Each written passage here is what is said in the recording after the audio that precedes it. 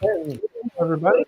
Welcome to Talking Trees with her and me. I got to go the other way. It's backwards. It's like the weather girl. Like I'm always the wrong direction. It faked me out too because on my screen you're over there, but in Yeah. this you're over there. Yeah, mine's backwards too. Yeah. How funny. Well, hi everybody. Welcome. Yes, welcome back. It's March 16th, and at least where I am, it's a fairly warm, nice day. Thus the t-shirt. It was warm here yesterday, but today it rained. So not so warm. But still kind of nice. Oh, well, that's good. Yeah. So we have something interesting today to talk about. Well, a couple things. And one of the things is going to be a little bit later. Our friend, Michelle's friend, I guess our mutual friend. I don't know that I've met John in person yet. I don't remember meeting him, but I might have somewhere in Colorado. But John Crisanti will be here later to share some photos, right, Michelle?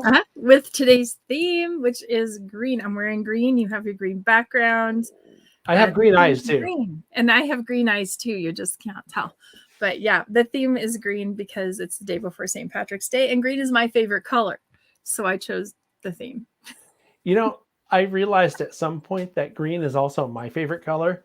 I've always said I don't have a favorite color, but one day I had the car I was driving at the time parked outside the garage, and at the time I had my drums set up in the garage, and I looked at them and they were both green. And I thought, always pick out green. Right. And so I thought that must be my favorite color. So I did it scientifically, though. I didn't just let, I always pick green if I can. I love green. But I love all color. I just love color. But probably green would be my choice if I just pick something. Yeah. So, there you go. Well, I guess that's how you decide which favorite color is. Yeah. So John's going to share some green trains. So my favorite Burlington Northern, and whatever. He might have some other surprises. I don't know, but I know he's got Burlington Northern. I know we call that, isn't that called Cascade Green or something like that? I think there's an actual name for that color. I think so. It's a color that I saw go through my town like multiple times every day because we lived on the Powder River Basin coal line. And so I'd see green go that way and green go that way. Yeah. So. Well, so that'll be a little bit later. Before we do that, though, there's something else. One of the things that Michelle and I really connected on when we met or first became aware of each other is a passion for trying to help people get involved with model railroading, especially young people. And so I got an email from my friend Walter Mizuno from the Daylight Division of the PCR. That's my local region of the NMRA. And I have known Walter now for about a year or so, maybe a little over a year, because he was on the committee that put together the Sugar Pine Centennial, which was the PCR. That's the regional NMRA convention for last year. And it was almost exactly a year ago. I think it was like the end of March, if I remember right, or it might have been the end of April, but something like that. And so when I got this email from Walter talking about something that he's working on with Fresno State University, we're going to bring him on as well as two of his colleagues to talk about what they're doing. But just suffice to say that it's something that resonated with me as someone who likes to see people that are sort of, I guess, demonstrating the value of model railroading. And they're doing it in a way that I think explores a lot of the real life implications of what railroading does as part of our transportation infrastructure.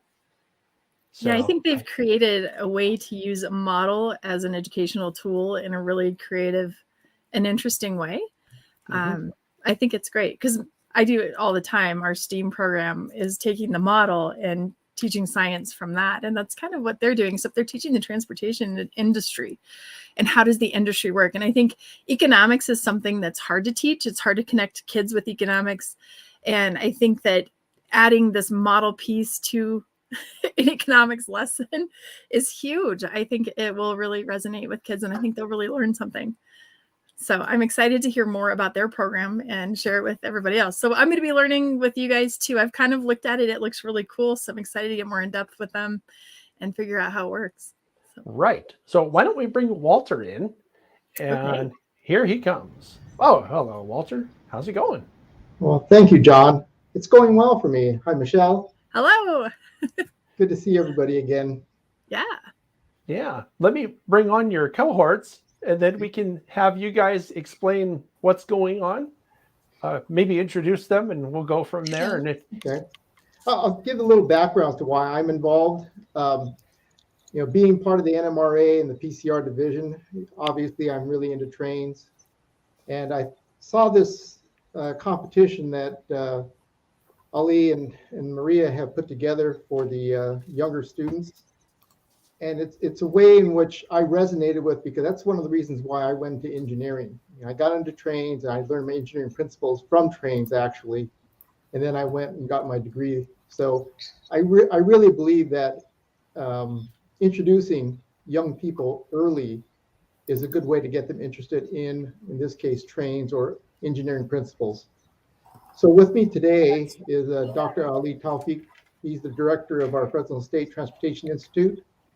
And he's going to be talking a little bit more about the competition.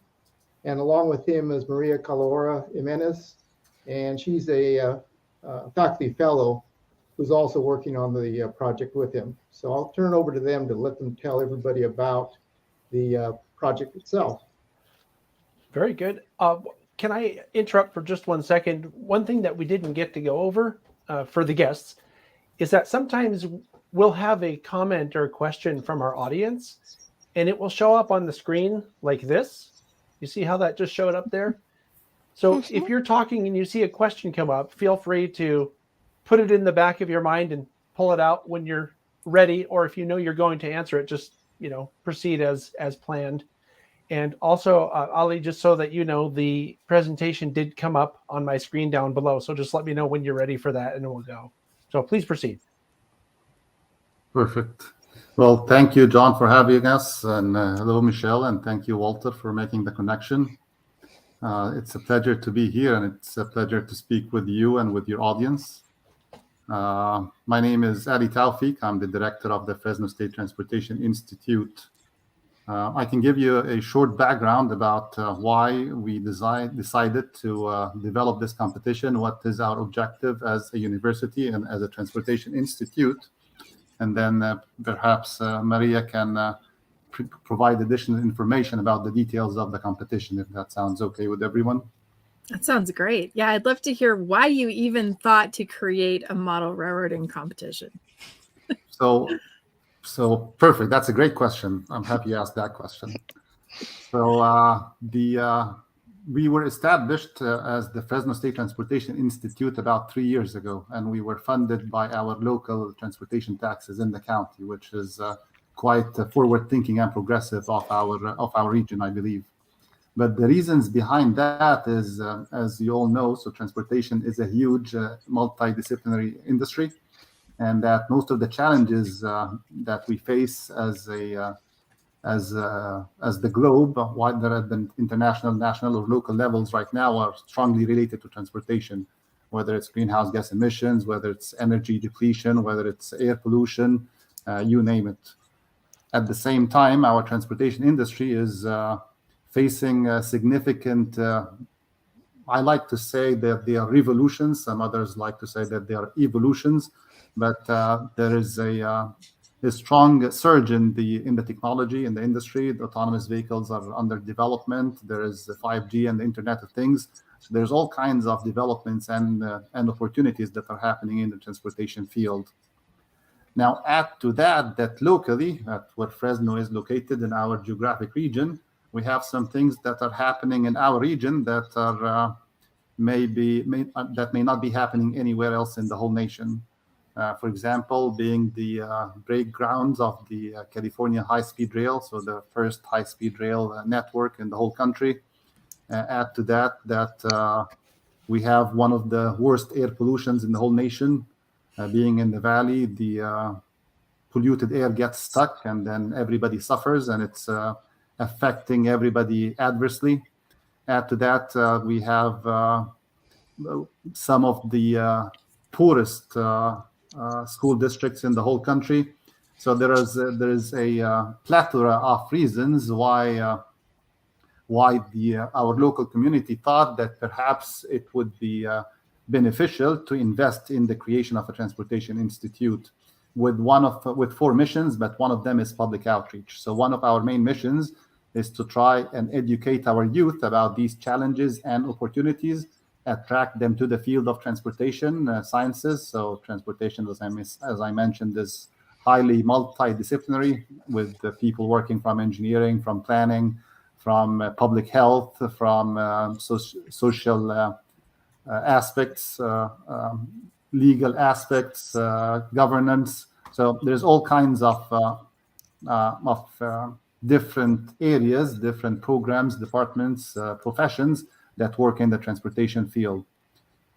At the same time, you'll find that most people take transportation for granted. They don't have they sometimes do not, well, I think most people, even myself, until I joined the university, I had no idea that transportation was such a large field with lots of people working to make it work. So our transportation systems and their impacts on our lives do not just come haphazardly, but there's lots of planning and design and programs and industries working behind that. So because of all of those reasons, we decided, okay, let's try to develop some programs to educate our youth as well as our general public, and try to attract them to pursue careers in transportation. One of the programs that we decided to do is the K-12 outreach program, and then we developed lesson plans for teachers to use in the classrooms. But also we started thinking, okay, let's try to think of a competition that kids can enjoy having fun over a longer time period, 4, 5, 6 months, learning by doing, but also enjoying and competing and playing. So we started thinking, what is the one thing that may have all kinds of applications? Like I mentioned, all the kinds of disciplines, learning about the environment, learning about planning, learning about public health, learning about economics, as Michelle mentioned. And at the same time, there's strong debate happening about the high-speed rail in California. So we thought, okay, perhaps that could be a good application. And this is how this whole competition and idea came to develop. I can ask Maria perhaps to start talking now about what is this competition that we decided to design looks like. Yes, sure. So thank you very much for having us. And yes, the competition is very exciting. It targets 3 levels of schools, so high schools, middle schools, and elementary schools. But the competition for each of them is going to have the same structure. So it's going to have 3 main components. The first one is research and present. And here the students will write and present a report about the history, current situation, and future plans of railroads in US. The second portion is going to be design and build. And here students will design a railroad model that connects cities throughout California and Nevada. And finally, the third component is operate and compete. So students will operate the model on the competition day and will compete with the other groups, right? So if we go a little bit deeper in each of these 3 components, the first portion, this one about research and present, the focus is going to be the past, present, and future of railroads in the USA. And we will provide some questions, some research questions for guiding the students in their research. So those questions may be, why are railroads important? How did railroads affect life? What is the history of railroads in the United States? And so on and so forth. Okay, each group will develop will prepare a report and will prepare a 10-minute presentation that summarize all what they have learned. The second component is design and build. And this is specifically focused on creating the model, right? So we are going to provide a map layout where the students will create the layout of the railroad. And this layout is going to have a grid that represents, that is going to identify different pieces of land with different characteristics that are going to be useful for them in order to calculate cost, that I am going to explain a little bit later, okay? So the goal, you can see in the screen, this is the layout. So they need to connect, the goal of the competition is to build a railroad that connects San Francisco, Sacramento, Fresno, Las Vegas, and Los Angeles. Okay, we provide the students with a number of track sections so they can create any type of layout they want. And we will also provide any other elements that they need, such as engines, locomotives, controllers, for creating all the model. So once they have designed the layout, they are going to calculate cost. And those costs, these calculations are going to be different depending on the school level, right? So for example, for elementary and middle, they are going to calculate land costs based on the grids that they have in the map and based on the layout that they have defined. So depending on from where the railroad is going, the land is going to cost more or less depending on different factors: topography, environmental issues, historical constraints. So this will be one component of cost. Other component of cost is going to be construction costs, and they will calculate that based on the length of their layout and the prices that we will given to them based on the area they are going through. So for the other, those two components are going to be for this elementary and middle, and then for the high schools, they have a more complex calculations. They will include also maintenance costs based on the layout. If they have curvilinear sections, they will cost more in regards to maintenance. So we will provide price to linear and curvilinear sections, and they will need to determine what are those in their layout. And finally, they will also calculate operational costs based on the timetable that they are going to create based on the operation of the trains. That this is something that they will come up in the third component. So this third component, the operate and compete, students will create a train timetable that contains all departures and arrival times in a 4-minute time frame. And they will need to consider 10 seconds of mandatory waiting time in each station for loading and unloading of passengers and cargo. And based on those trips, they will based on the trips that they will consider among the cities, students will calculate the revenue. Well, on the one hand, the cost in the previous section, and also the revenue that they will be made using the an origin destination profit matrix. Wow. So yes, I think this is the general overview of the competition for the 3 levels of schools. Okay, is it okay to take that down now? Yes, we have elementary, middle school, and high school levels. And so elementary does the cost part. You add maintenance into middle school, and you add the rest of those costs into the high school component. Is that correct? Yes. Okay, that's super interesting and really a reality check for people on what it actually takes to build transportation. I love that. Yes. I'm sorry. I had a question too, if it's okay. I noticed that every station on that grid that you showed, Las Vegas, Los Angeles, Fresno, all of these places already have railroads constructed that connect them. Is there any rule or, requirement that people can't just copy what's already there? I mean, it might sound like a stupid question, but what's to stop someone from just copying what already exists and saying, here's my plan? Because, the problem's already solved for someone who wants to. Sorry, I'm just playing. Because they have to write the report, John. Is that it? No, I think the while the project, the competition that we designed, we tried to mimic reality as much as possible, it is not actual reality.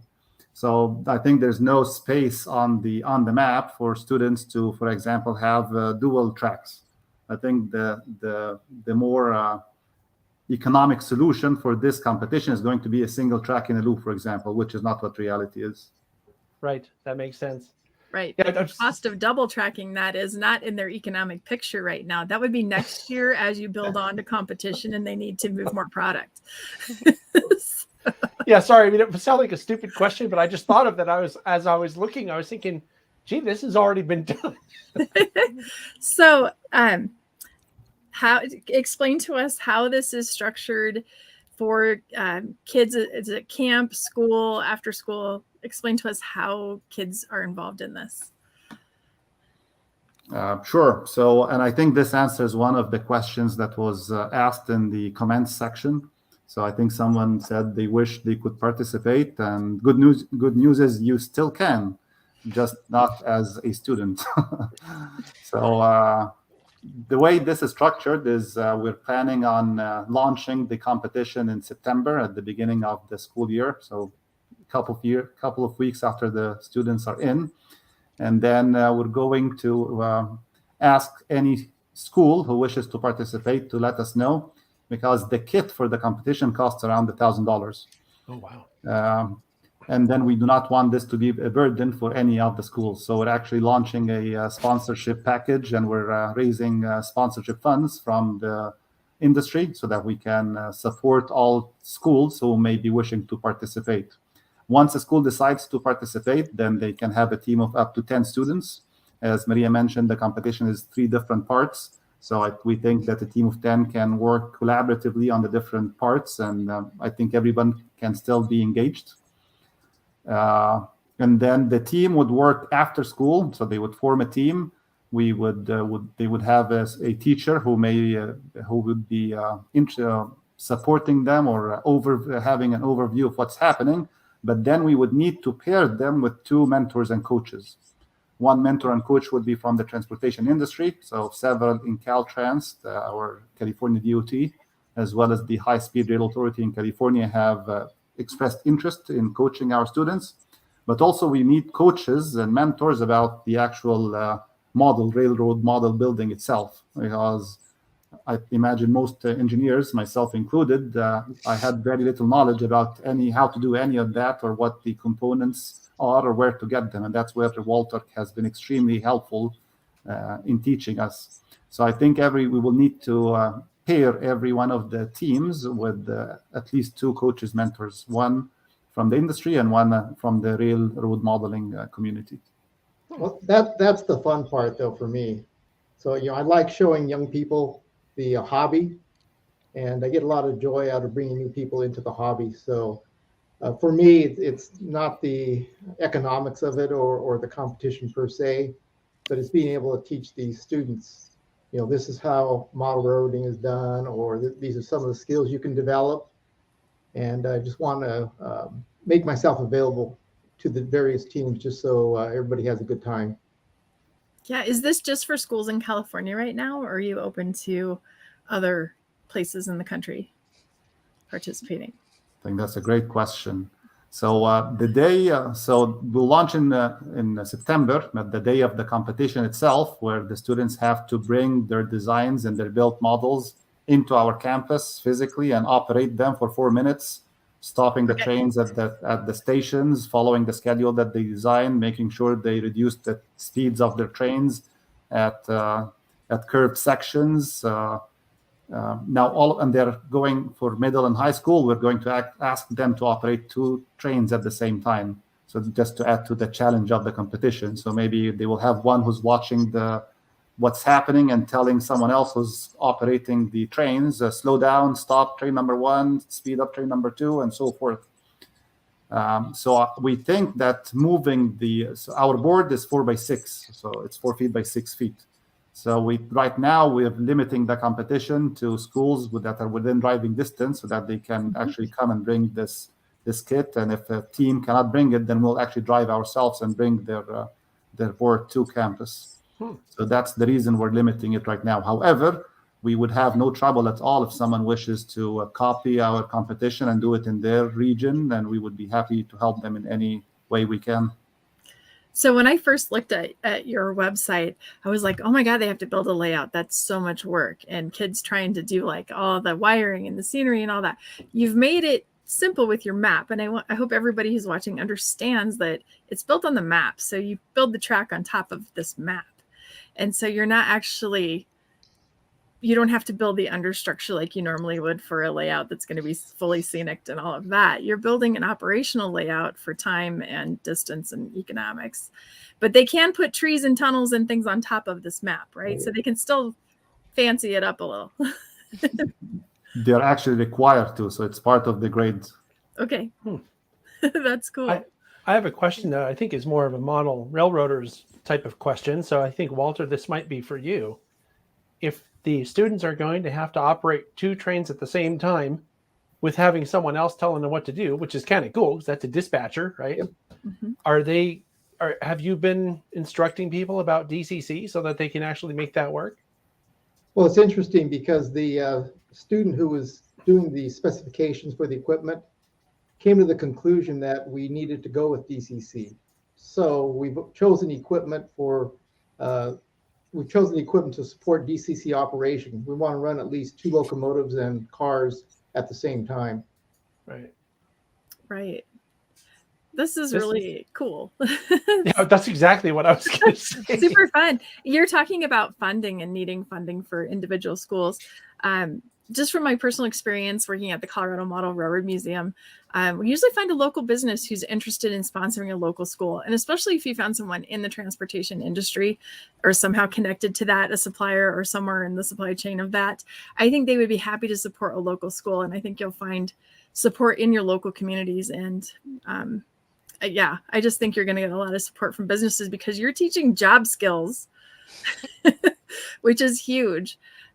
We have something like this that's not trains in my city. It is a high school that works for Habitat for Humanity, where they build houses. And this high school has an entire curriculum in the construction industry, and the students actually work on the homes. And it's really cool because it's connected the whole industry together, and it's funded by local businesses in the construction industry. So I think you can totally build this in the transportation industry. I love this idea. There's a question. Yeah. What So about students? Should I answer this question? Mm-hmm. So we haven't talked also about the day of judging. So the day of the competition will have judges.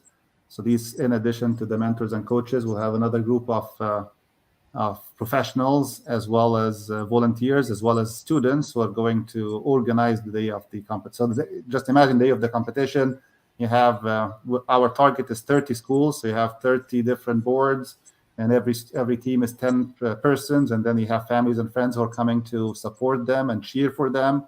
So it's going to be a big event. So we'll need, we are planning for volunteers and people to help with all kinds of things, from parking to letting people in, to signing up, to judging the presentations and reports, judging the design, judging the operations. So that's one aspect how our students are going to be involved. But also, as Walter mentioned, the person who designed or has been in charge of designing these 3 different levels of the competitions is a graduate student.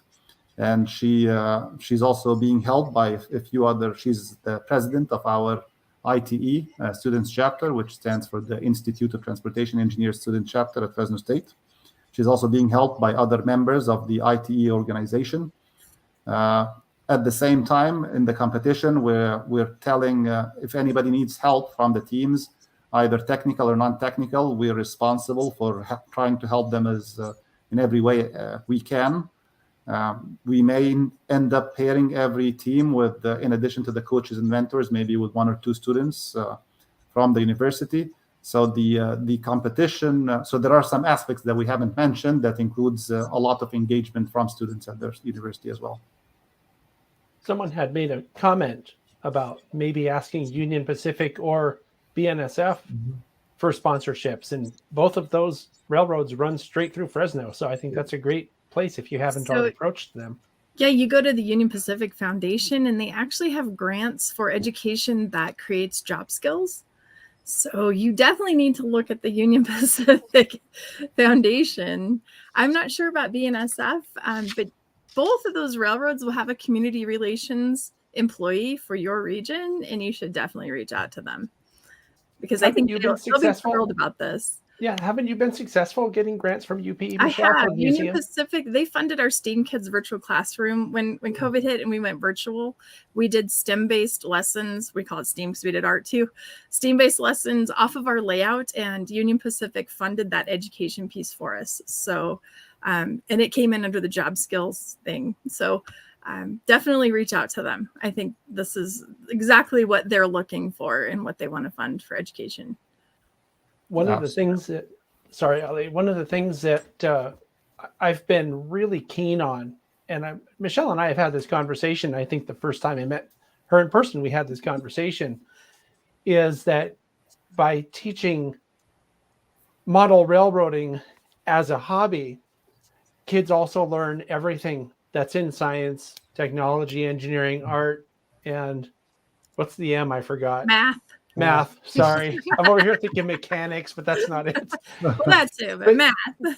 The point that I want to make is that by engaging them with something that they actually enjoy, they're learning stuff without even realizing that they're learning it.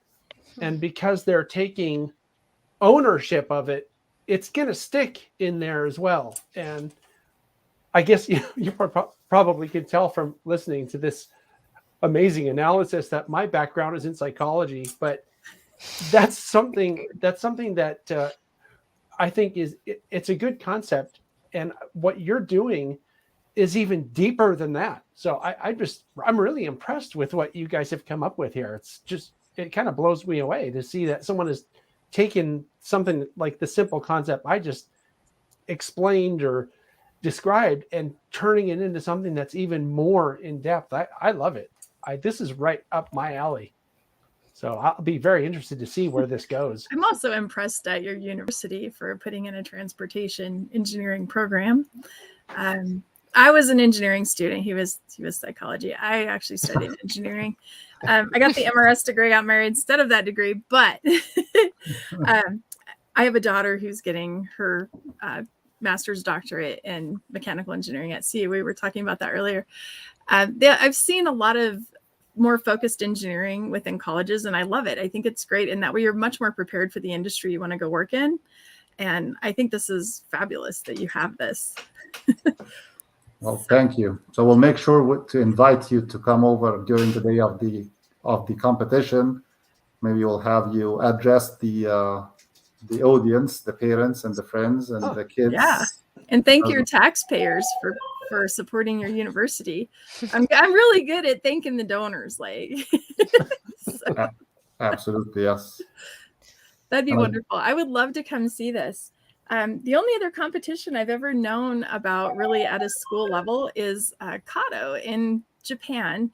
They used to run a school competition, but it was actually layout building and in scale. And I'm curious what their structure would be like. I've never really studied it, but it might be, you might be building something very similar. But yours is more focused on an educational piece instead of just build a layout. So, but I think it's really neat.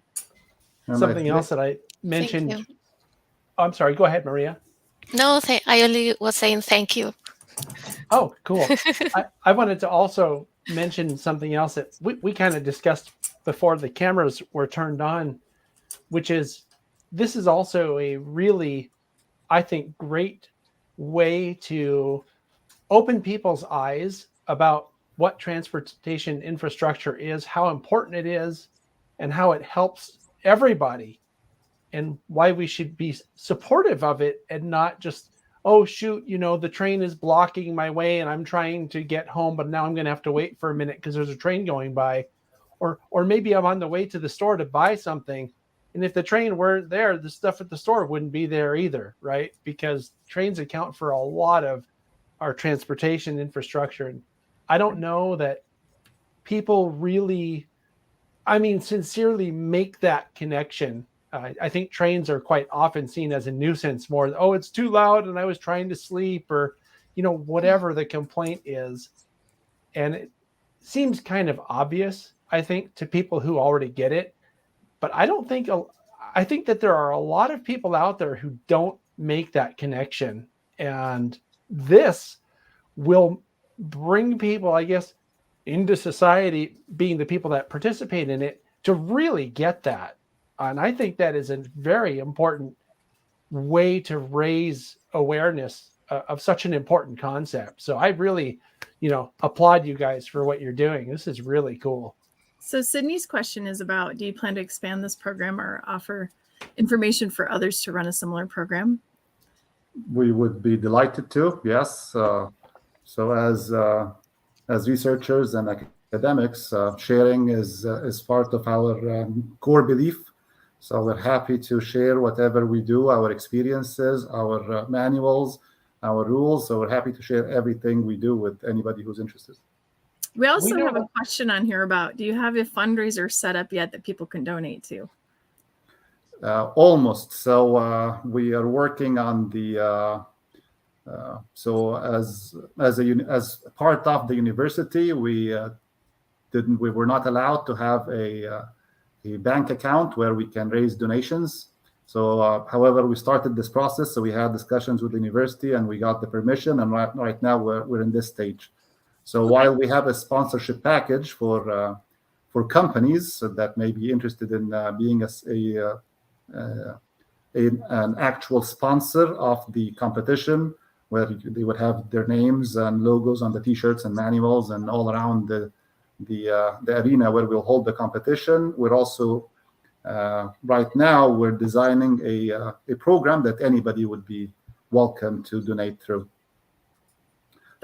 We'll be posting it on our website as soon as it's ready, I imagine in a few weeks. And if you send us the information, we'll share it out there, because you may have people in the model railroad world who would donate to this. Yep. Just individuals who might. We hope so, right? Yeah. Yeah. Share the hobby with the general public. Well, and you guys have built the perfect structure to start model railroad clubs in schools. This is perfect because you're already starting an after-school program that's focused on modeling. And those that compete may want to continue doing so. We worked with the school, it's called the School of Innovation down the street from us, and we built layouts. And we're like, okay, we're done. And the kids said, but we're not done. We want to keep going. And so we continued to do programming with them. We did Lego trains. We did all kinds of stuff because they wanted to keep going. And so I think you've built the perfect introduction and structure for that. And for those watching who want to be a part of this, when it comes to your part of the world, because I think this is going to grow and go everywhere, you can be the person who can work with the teacher in the after-school program, because they need volunteers for those. That's where we fit in as the viewers and modelers. We support those after-school programs as volunteers. That's where the model railroad clubs would come in too, because they could provide that support for you. So anyway, did that make sense? It made sense. Yeah. Okay. We should, Sydney just posted something that I brought up on the screen here that I don't know if our guests are aware of this. Probably not, because I don't think a lot of people are aware of it, even though I've mentioned it on my channel. We haven't really launched it yet, but yeah. Yeah, we're working on something that actually your program could probably give us a lot of very good information in terms of research, right? So we're going to definitely have to stay in touch on this and see where it goes. I would really like it if you all, or one or all of you, or whoever you decide is able to, could come back and let us know how it's going as this progresses, because I would like to follow this, and I would like to give the audience a chance to follow this. I think it's important enough to do that. So we would be honored.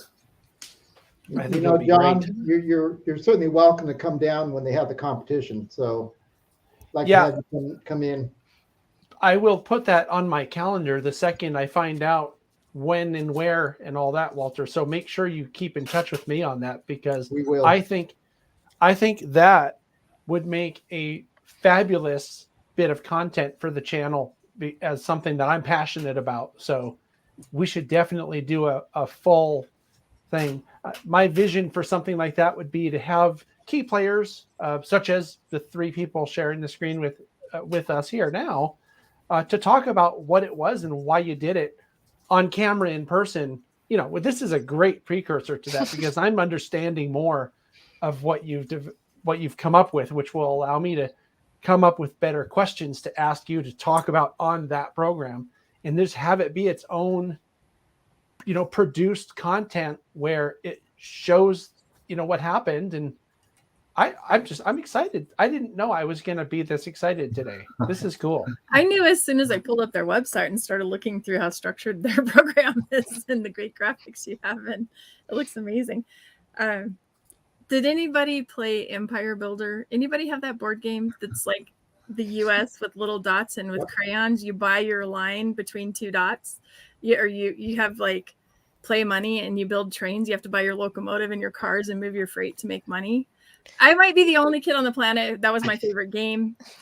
So you should look it up. It's an old school board game called Empire Builder, and I loved it. And you guys have just created it as education. So I would be the kid that would be all over that and would love every minute of it. We had a question here about how many years you've been doing this. Our program? Yeah. So we started designing the program about a year and a half to 2 years ago, I think 2 years ago. So we've been designing it for 2 years now. Okay. And you're doing your first one, right? This is the first competition coming up.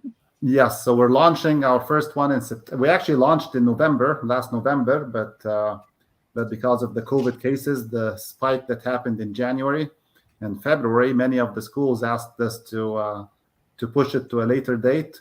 Also, we had challenges with procuring the equipment. So as I mentioned, we're getting equipment for 30 schools, and we want all 30 kits to be identical so that no school feels disadvantaged. And because of COVID again and supply chain issues, we face challenges that we will not be able to get our 30 kits within the few weeks that we thought it would take. So that's why we pushed it to September now, and that this will be our first one. However, our math department does a 1-week camp during the month of June. And they asked us if we would be willing to design a micro version or a mini version of the competition so that they would have it during their math camp in June. And we said yes, if we can get the kits before then, we would be happy to. And right now, this is where we're at. We're trying to find if we'll be able to get the kits before June.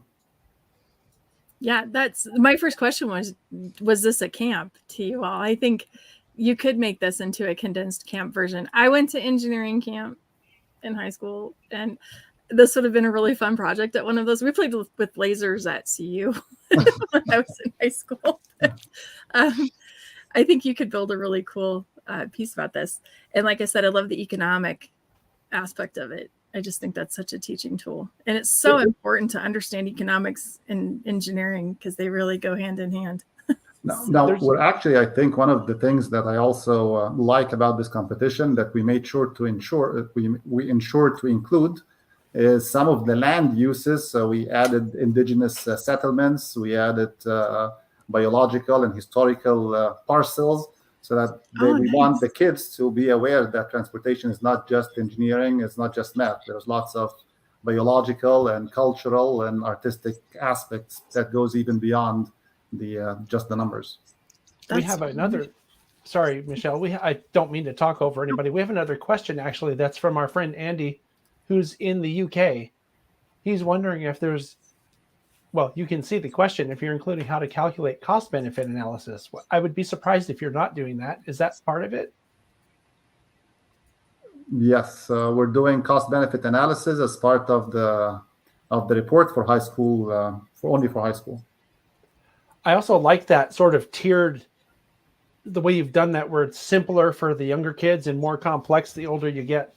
I think that's good for. That way you can keep doing it too, because there's more to learn each time. Right. You can keep doing it, but it also introduces sort of an age appropriateness of the complexity. So that's, kudos to you. I like when I opened your elementary one, and the first thing is write a report, and the second thing is create a PowerPoint. I went, holy moly, elementary kids can create PowerPoints now. And that is true. They can. But that was But that's an important piece of it because they need to think it through first. Your research and present, design and build, operate, and compete. I love your 3 steps, the 3 processes they need to go through. I think it's great. It's really well thought out. Well, they spent 2 years. No wonder it's so good. You guys have really thought it through. Did you have students help on that too? Were these like class projects at all and working on this, or just? No. So in our institute, maybe Maria, do you want to mention the graduate fellows in our institute? So yes, I would like to mention Marina, who is the graduate student who has been in charge of that project. In my case, I am supporting, but I think the graduate students are the ones that with the lead of Professor Tofik, have taken the lead of all of this, all the work. So yes, graduate students with the lead of Professor Tofik. Yeah, so it seems like a grad level kind of planning for sure. And I wish Marina, so Marina is an outstanding person. She works full time and she's doing graduate school full time simultaneously. Wow. So we would have wanted her to be here today, but her boss still said no. So because she's working full time, so he said no, you cannot. She's too valuable to spare. Wow. Well, hopefully I'll get to meet her someday because she's done a fantastic She's done a fantastic job. Yeah. Sounds like she is too valuable to spare. Seriously, Well, I would encourage all our viewers, and John, you'll have to go in and put the link to the website for this on the actual, after the show, go put it on the description so people can go look. It really, your documentation is good. Yeah. Go ahead, Walter. Yeah. Yeah. And Andy must be up. Was it 2:00 over there? Andy doesn't sleep. So yeah, we figured that out. But for those of you who don't know, I think Andy's out of the UK, so he must be up 24 hours a day because he always attends these meetings. we love Andy here, and we're grateful that he comes.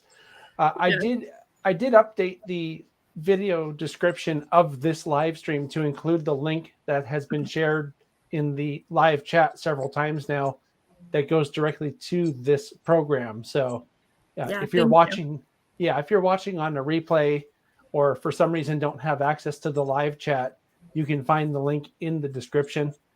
And this is really cool. My hat goes off. Is there anything else we can do to help support this program?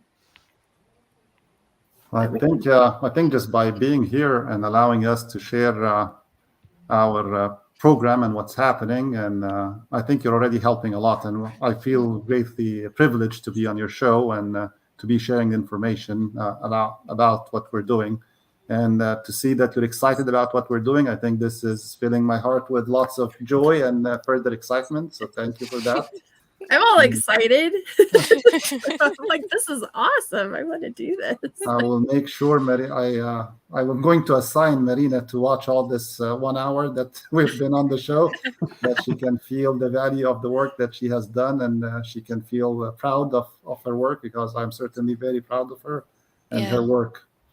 But I think I would be very happy. So I'm looking forward to September to March, April. I hope our competition will be as successful as we hope it will be, and I think we would achieve our ultimate objective if we can replicate this in other parts of the country and the world. So if it in fact turns out to be successful, hopefully yes, and others decide to engage more kids from all around the world, teaching them about what transportation is, all the different disciplines that are involved, and the complexity of the profession and the value of the profession, I think that we would have achieved our intention. That's a great mission. Anything that you need that you think we can help with by publicizing it here, just send me an email. Walter knows how to get a hold of me. I think he even has my phone number. So yeah, I do. And thank you, Walter. Does that mean, Walter, that I'm going to have to actually answer instead of ignoring it if you call me? No different than any other time. Right? Just go to voicemail. Yeah. We have another quick question here. Can people use your manual on their own if they're not in California? Absolutely, your yes. And we would be happy to give them the same support that we're giving to the schools in here. And yes, I mean, my own son, so he saw us developing, so he's in 6th grade. So he has been seeing us developing this, and he has been asking me, I want to participate. And I'm looking forward to building this with him. I think it would be a great family activity. I do too. Yeah. Perfect. You're right. This could be done at the family level. This could be done at a club. This could be done in it's fine. It's California. It doesn't matter for other states if it's California. It's a great state to look at for transportation because you do have all those different areas and aspects that are involved in the construction piece of it. I think you're right. I hadn't thought about the family level, but maybe I'll be playing Empire Builder again with your program.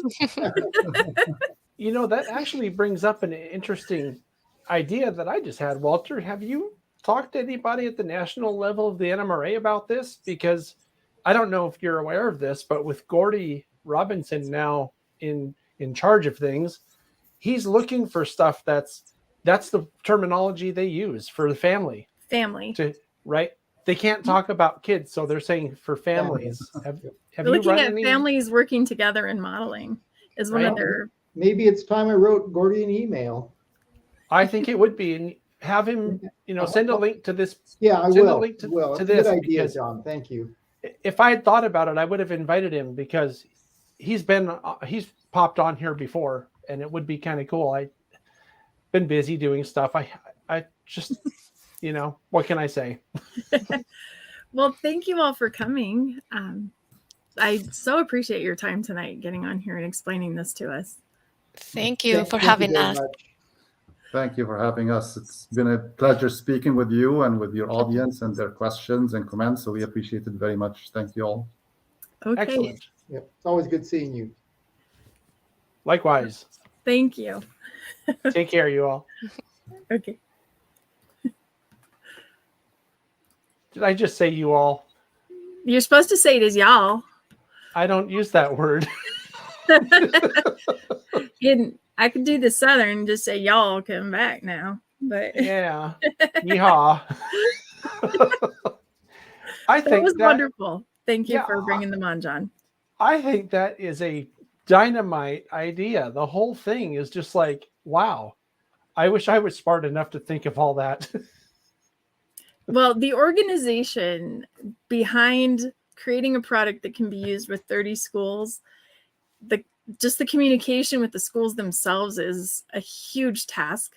The building and structuring of the program is a huge task. Making it something that is easy enough to use. Like I said at the beginning, I'm like, there's no way that an elementary school is going to write a paper, do a PowerPoint, and build a layout in 6 months.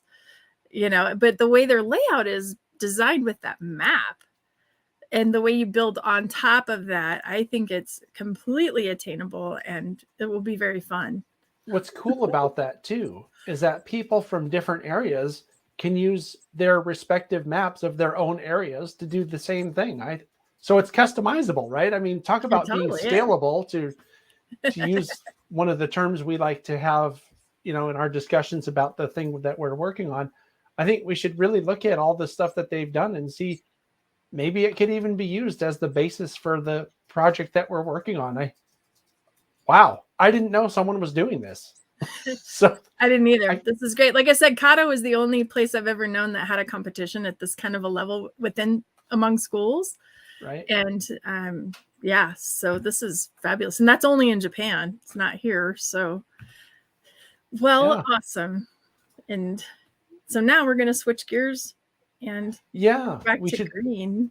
Switch gears, but our special guest for the second hour is not here yet. He's not here yet. He's probably here, just hasn't called in yet. Oh, well, that could be. So, if you're out there, John, feel free to click that link whenever you're ready, and we'll bring you in as soon as we see you. If there's anybody that has a question or a comment or anything, you're also welcome to use the link in the description. Just make sure that you're meeting all the requirements that are also listed in the description, like having a quiet place to talk, knowing what you want to talk about, having your camera on, etc. right? Et cetera, et cetera. We Yeah. have good reasons for all of the above. Thank you very much. Something I will also mention, because let's see, March, April, May. So we're 2 months away. And actually, well, he just posted it in the talk, the chat here. Oh, Sparky's yeah, let's doing talk about his that. right. Sparky's doing his meet and greet, which is a gathering of people at Strasbourg on the weekend. I think it's a weekend, but it's around May 20th through the 22nd. And that's just a bunch of people coming together to hang out and enjoy some trains at Strasbourg, Pennsylvania. And That hang should out be a with good one. Sparky. And I think he has a t-shirt, which Oh, did makes he? it an extra cool gathering. Oh, I think, that's Sparky, do right. you have a t-shirt for your gathering? Yeah, he mentioned that he has a t-shirt, and I forgot to go get one. I think that makes it super cool. So I'm pulling up my PowerPoint really quick. Oh, sure. I have 3 green photos. Oh, okay. Well, now I feel really left out because I don't know You if I didn't even prepare anything, huh? Well, I don't know if I have any green stuff. So, I mean, pictures of trains, right? I mean, other than models, I have plenty of model trains. I guess that counts. I've been busy and distracted, so leave me alone. It's okay. Okay, I'm sorry, guys. Sharing on here is not as easy. Sparky, you should call in and talk about your thing. This So is I go weird to because slides. Add file from my computer. I'm trying to share it, and it's just sitting here spinning. Oh, don't share the one I just put up there. I think that's the wrong one. Oh, okay. Whoa, now we're both gone. Oh, here we are. Oh my gosh, did we disappear? We disappeared, but now, oh, there you are. You were frozen for a second. Okay. Oh, it's probably because I'm trying to upload something, and we all know my internet is not the best. While you're doing that, why don't I bring Dave on real quick, and then John just popped on in the basement too. Oh, so he's got the t-shirt on. Is this it? Let's see. Yeah, look at this guy. Okay. Strasbourg meet and greet. Which locomotive did you put on the shirt? 89 or 90? Oh, he's on mute. I think he's muted. Yeah. No, I'm not muted. Am I muted? I was. You're echoing. Oh, okay. I'm shutting it off and I can't hear you because I wasn't set up for this. But sorry. Yeah, it's the Strasbourg t-shirt. You can get them on my Teespring store. And we have all 3 locomotives on there now, not just 89. So take a look. And I don't have any of my other stuff out here, but there's t-shirts, hoodies, mugs, cups, all kinds of stuff. And like I said, I can't hear you guys, so I'll leave this real short. But I'm thinking if people buy the t-shirts, like these things are blank on the back of this kind of t-shirt. So you can buy one of these, take it to Strasbourg and get a whole bunch of people to sign it. So I think that'd be kind of cool. So. Just like we used to do. Tonight's like now I'll mute myself so I can hear you guys again. Okay. Signing the back, that just takes me back to high school and Empire Builder game days. So we used to sign each other's t-shirts. John, he says he's in the studio. He's there. Okay. Yeah, he's there. He popped on right when I was bringing Dave on. So hang in there, John. We'll get to you in a minute. But I have a great idea. And you're lucky I'm not going, Dave, because if I were, I would sign yours, but I would write "kick me" on the back of your shirt. So that way people would think I was giving you something nice, and then people would start kicking you and you'd wonder what was going on. You're the naughty kid. You were that kid, weren't you? Yeah, that would be the shirt I'm not going to wear, and I'd probably hang up or something. So I'd make sure everybody got to read that from you too. Thanks for putting all the locomotives on there. I might just have to order a shirt with the 90 on it. Well, that was all Heath that did all the work. He's my manager for my Teespring store. So, but yeah, I'll get off here and let you guys get your other guest up here. And thanks for sharing off. Like I said, it's May 20th to 22nd this year. I can't wait to get there. I haven't traveled in 2 years, basically. So yes, let's go. Yeah. Do it before they shut the border down again. See you later, guys. Kick me out of here. Okay. All right. Bye-bye. Yeah. Okay. I need to share my 3 pictures before John shares his amazing photos. Because mine are amazing. Let's try this. Okay. So green. We were talking about STEAM Kids Virtual Classroom. This was my favorite green dinosaur made from green construction paper that we made with kids. These are puppets. So that was one of my favorite green things from this past year. And you all can make one too. The instructions are on my lesson about dinosaurs. And that's on the museum's website? It's on the museum's website. So how do we go to the next slide? Do I control it or you do? I think you can, but why don't we tell people what the museum website is so they know? It's Colorado Model Railroad Museum. You'll actually find it on our YouTube under Colorado Model Railroad Museum. It's Ken Mason being green. This was just like my favorite dinosaur hand puppet, and so I still have him in my office. So this slide is obviously the GP30. This one was on the layout, and it's a photo that I took a while back, and just because I love the green and white. And I don't know if I've ever told the story on this show. When I first started at the museum, Dave Trussell had built the Oregon, California, and Eastern Railroad, and it was very prototypical. And so I walk in the door and I say, "So where's the green and white? I grew up on the BN in Nebraska." And he says, "We don't do that here. That's not prototypical to the Oregon, California, and Eastern Railroad. We have Southern Pacific, Western Pacific, and the OC&E." And so I'm like, okay, whatever. And so then I go outside and look at the UP going by, and I'm like, so what about that? And so many people ask the question as we became a visitor experience museum. There was a day when Dave came and got me from my office, and he said, "I got to show you something, Michelle." And so he takes me downstairs. He's very serious. And we go, he's standing outside the staging yard. He's kind of blocking the door. And he goes, "Now, I want you to know that if you ever doubted that I loved you, your doubts are now gone." And he steps back, and here's these green and white Burlington Northern set of 3 locomotives on a museum train. And it was just a great day. So I wanted to share that story. That's and then great. my next green one, I have one more picture. Our building is green. The Colorado Model Railroad Museum is green. And this was a gorgeous sunrise one morning when I came to work this past summer. And it was just one of my favorite photos. And that sky is about the closest I'll ever get to a John Crisanti photo. So I thought I'd end with this one. Because God made that beautiful sky there. But we're going to have to talk about holding the camera. Oh, Lord. Is it crooked again? Yeah, it's like it's slightly, well, on the thing, it's this way. Just tilt your head, John. Oh, that's what it is. I have to. Oh, that looks better. Yeah. Is that better? There we go. You're going to have to get the excellence in photography for the John Crisanti Excellence in Photography Award.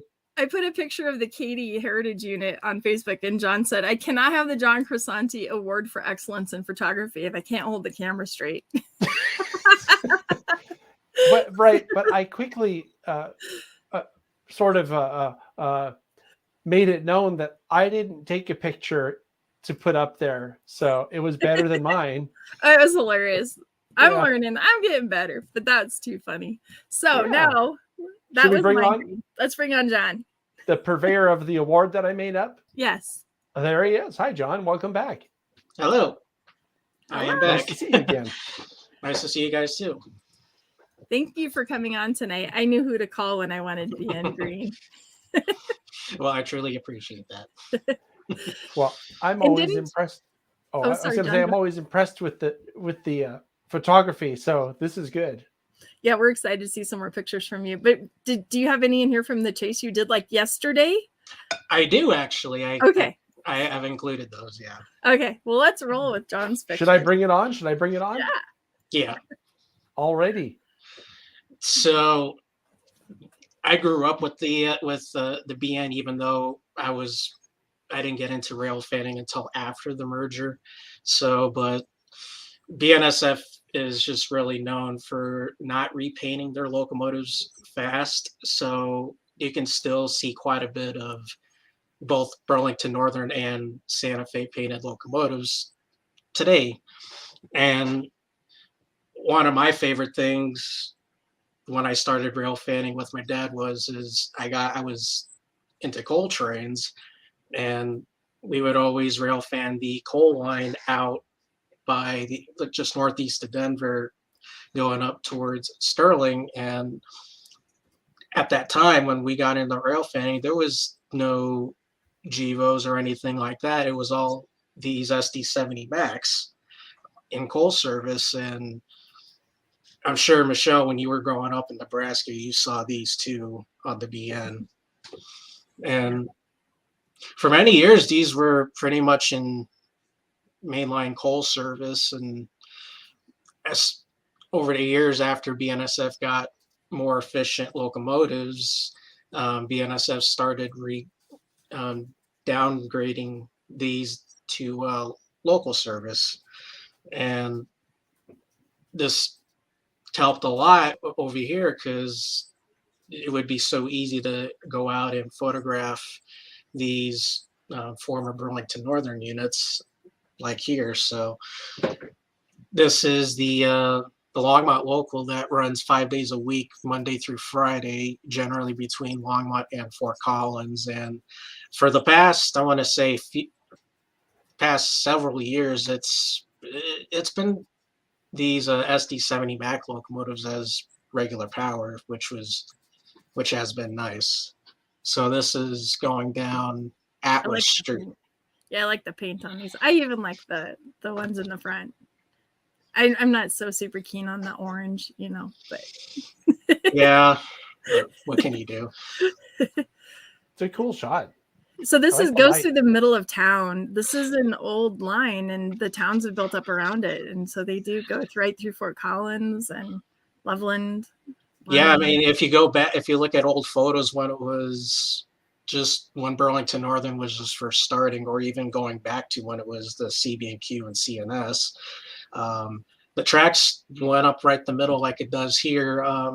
Only subtle difference is there was no curb on the street, and obviously the cars that people drive are obviously different, but overall the scene really hasn't changed much in the last 50 years.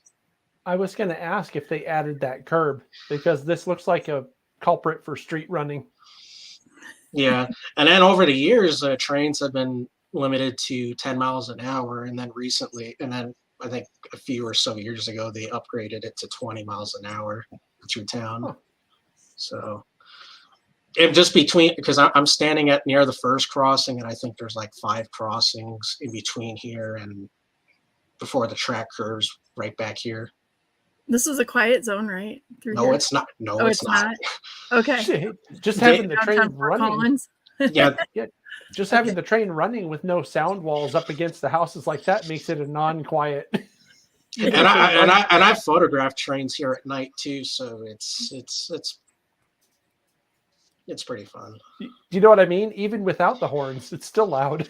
Rumbling those houses. And this train's going south, so it's actually going downhill into a valley here. So trains going north are actually notching up, so they're working, and we get fracking sand trains going north, so they have to start climbing the grade out of the valley going north through there. So they're screaming regardless of what time of the day it is. It could be midnight, 3 a.m.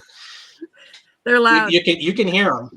Okay. Do you know if there's any? Do you know if there's any complaints being measured by the people in the area? Oh, there has been for years, and people are trying to go for a quiet zone, but it's just a lot of money. Just the quiet zone, Longmont itself. It's hard to make a quiet zone safe when it's designed like this. Do you know what's funny about it is I'm really glad to hear that people are complaining, because I thought that was just a California thing. NIMBYs move in next.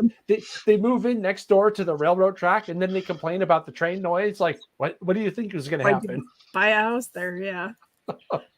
And then speaking of railroad crossing safety, pretty like all the crossings between Longmont and Broomfield are now completely gated, and also quiet zone too, which was paid by Boulder County.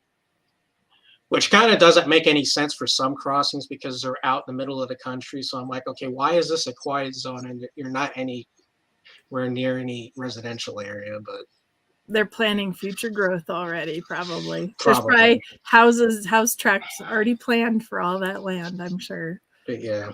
All right, continuing next. So yeah, this is the same local at a different date. This day they had 3 of them on there instead of just the usual 2, and this is I want to say about a couple miles north of my house. It's at a place called Highland. It's just a small set out track, but they also have a Coors barley elevator that is rail served. You can see the spur track divert off up here. Yeah, I see that. Cool. And then same local. This is at the old CNS depot in Loveland, which is now a sports bar. It's a brewery restaurant. bar. Yeah. Yeah. I've never actually been to that place, but I've always shot. I shot from here yesterday too. So I like the old building across the tracks going south of there. There's like a big old red building. I'd love to know what it was. It's not in your photo, but someday I'll ask you that question, John. Yeah, the CNS actually used to have a yard, I believe, right behind where the locomotives are at. So there was a lot more incorporated with the railroad in this general area near downtown. But of course, over the years, a lot of it got taken out, and all that's left is the passing siding and the interchange with the Great Western. Okay. Let's see here. And then that's the same train. It's pretty. Just a little bit later. That's just maybe 2 blocks south of the depot. And I'm not sure what's that going building. on here. Yeah. And because it has an old railroad crossing. Right, like right at it. That's the building. Yeah. So in the white building too. I don't know what that was either. I think that was just an old grain elevator. Okay. Nice flowers. Or some kind of mill. Yeah, it's a really nice spot, especially in the spring and summer, even fall too. And this was yesterday. Yeah, he pops a picture. I'm like, oh, are you creating content? Yeah, because I mean, for the past few years, we haven't had these older Burlington Northern SD40-2s on this local because it's always been the 70 Max. So when I found out that they put these on there because apparently the other locomotives had maintenance issues and were taken out of service. So I just figured, why not just go out and photograph this last ship because it ain't gonna last. I like this picture because if you look, let me make it big real quick. You can see some details that someone could do the weathering on this, where the rust is coming through the barricade stripe on the front there. That's cool. Right. And also too, if you look closely on the conductor side where the marker light used to be, someone drew a smiley face. Oh, it's hard to see. Oh, right there. Yeah. Yeah. That's great. Let's see. And then same train again from yesterday, but after they did their pickup, they were pretty long yesterday. They were about, I want to say, about a little over 3,000 feet, which is pretty long for a local. Yeah, that's a lot of cars. You can really see the rust in that one. Yeah, and not bad considering the locomotive is at least 40 years old. Yep, and still running. Mm-hmm. It's funny that they took a 70 off the train and had to add something older, right? Just goes to show that any power will do. Yeah. And then this is at a much earlier date. This is in downtown Fort Collins, going along Mason Street. This was at least a few years after they completely took out the original street running and did what they did in Longmont and exposed the tracks and put curbs in to separate the right of way with the street, and raised the speed limit up to 20 because it used to be 10. And also Mason Street was only a one-way road going northbound, but now here it's bi-directional with a bus line going up and down Mason Street. And then over here behind the trees is the old freight depot for the CNS, and that's now a bus terminal. But they kept the CNS logo. I want to say logo, but the depot logo, so it says CNS Freight Depot on it. Too. My OCD is really pleased with this picture. Look how level it is. Look at that. He gets the John Crisanti Award for excellence in this photo. And virtual reality needs to put a camera right there too. That's actually a really cool crossing from there. This is a very cool shot for a lot of reasons. That's cool. For many years, I drove down Mason Street next to the trains when I was in college, because the university is really close to this. Yeah, it was always an adventure. It's about several blocks behind me. The tracks go right smack down the middle of CSG's campus, so it's nice. Nice shot, John. Thank you. Oh, wait. Don't go away. Oh, there we go. I was just making sure I didn't skip ahead. So this is in Fort Collins. This is the same local, just running just light power, going over the Poudre River. Nice. Still fall color hanging in there in late October. Nice. And this was taken back in 2014, so this was well before the SD70 Max were pretty much common on this. So there's two of these Burlington Northern SD40-2s, and then you got a Heritage one painted second out. And then the white, that looks different to me with the white on the around. Yes. So BN did two paint scheme variations. They did the white face. They call this the white face variation, with the big BN logo on the nose, and then they have the one with the where the stripe, where the black top continues across the cab, and this is all green, but then they striped the nose. And even earlier than that, they experimented with a little bit of orange too, but those don't exist anymore. They called it the tiger stripe, so it had a mixture of green, black, and then they had orange stripes on the nose. That must have looked really cool. Yeah. So this is probably, I don't like this scheme with all the white. I want more green. Now this actually got repainted, this locomotive, years later, so it's now in BNSF orange. Oh, okay.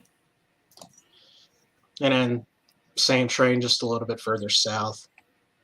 Look at the dip there. Mm-hmm. Interesting. I like shots like this because you don't really, I don't usually notice land features like that. I mean, that's a hill. Look at that. Yeah. That's actually the top of what they call Berthoud Hill. It's a 1.6, 1.8% grade. It's a short one, but it comes out of Berthoud and it goes through a sag and it starts climbing up the hill. It's short, but it'll bog a train down to a point where they'll have to start working. And the north end of the siding here is actually still on the northern part of the hill. So if a train is heavy enough, they won't put the train in the siding. They'll actually keep it on the main, so it prevents them from stalling on the hill. Mm-hmm. Wow. Okay. And next. So this was just before the pandemic started. This was actually on my way to work. I found out that two of these were on a coal train, and hearing that in 2020 is actually quite astonishing in itself. So I figured, why not just take my camera to work and just stop by and grab a couple of shots of this. And that looks really strange. they still look really good considering they came out in the mid 90s. So here they're at least 20 to 25 years old, and they still look good. That's cool. And they still run, which is always a bonus. Yeah. And this is going around the curve at Keensburg. Nicely composed shot again. He gets the John Crisanti Award for this one, for being, look at that level horizon. And then this was a couple of months later. This is on the branch line that goes between Longmont and Lyons, where it serves a cement plant. So the night before, we got a really good snowfall, and this local usually goes to the cement plant every Tuesdays and Thursdays. So I just decided to take advantage of the good amount of snowfall we had and photograph the local that not only had a BN Jeep on it, but also a full GP30 car body, which no other Class 1 railroad has other than BNSF.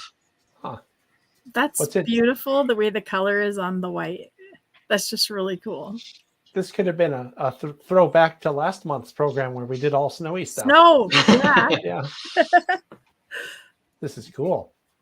And even the number on the BN unit is original, is an original BN number. All they did was just put the BNSF patch on it too.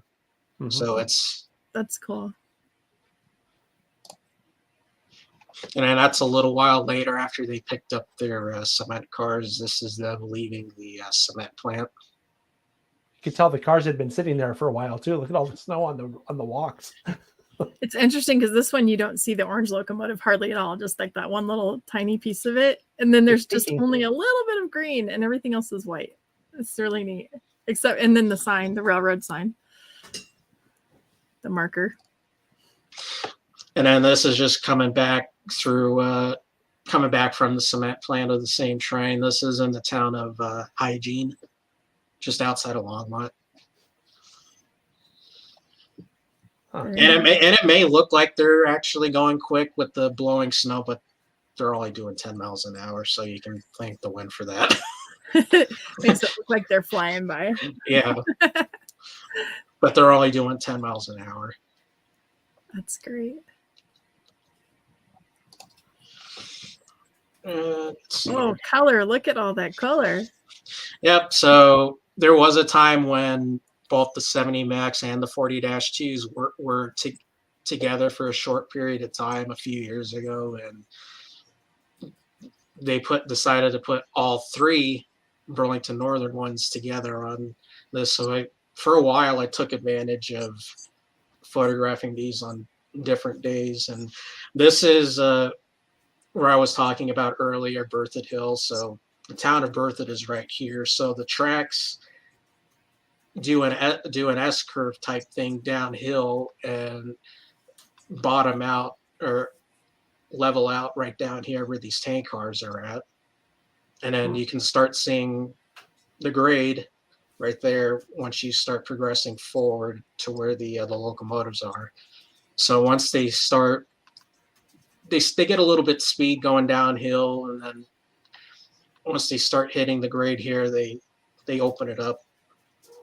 So I need John, to figure out. Oh, go ahead, Michelle. No, go ahead.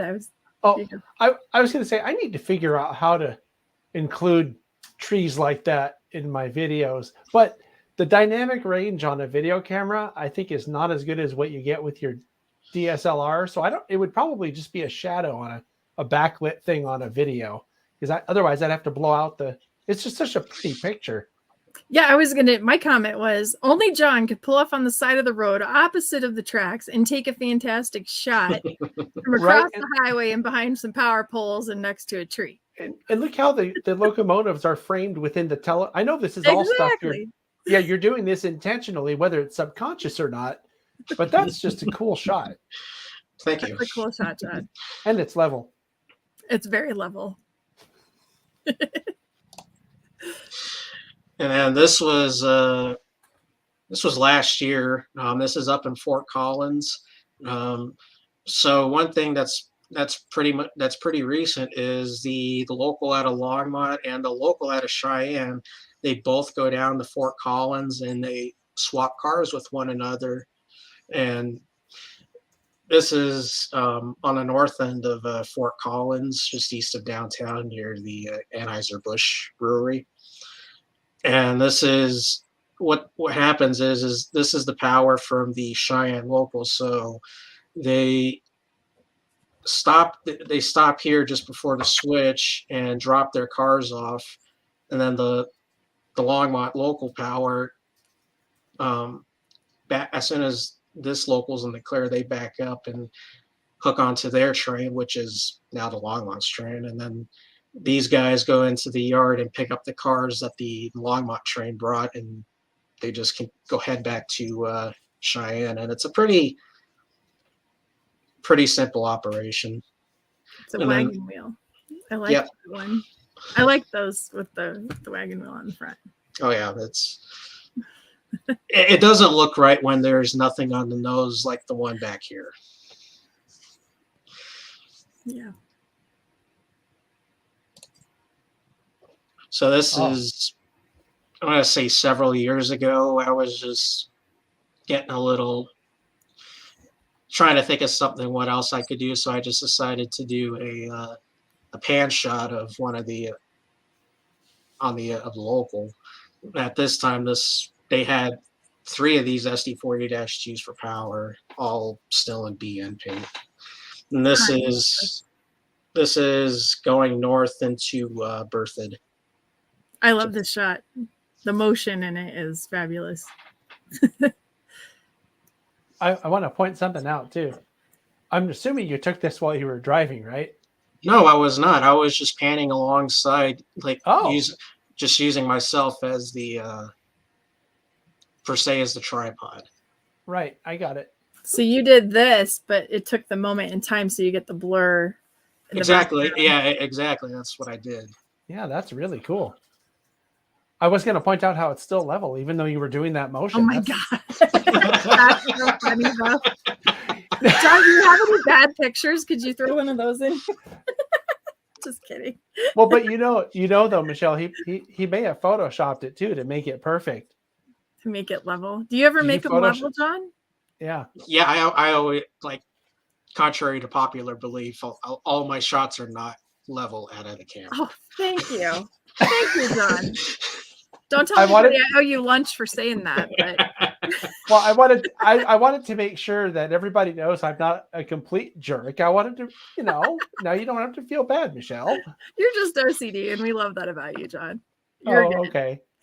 I think we all are to some extent. That's a great shot. Thank you. So this is a little bit further south from the previous photo. Actually, the previous photo was taken from this road back here. So this locomotive has the white face, but no green at the bottom on the back. Yeah, it's just because it's not a standard cab, or it's a wide cab, so BN had to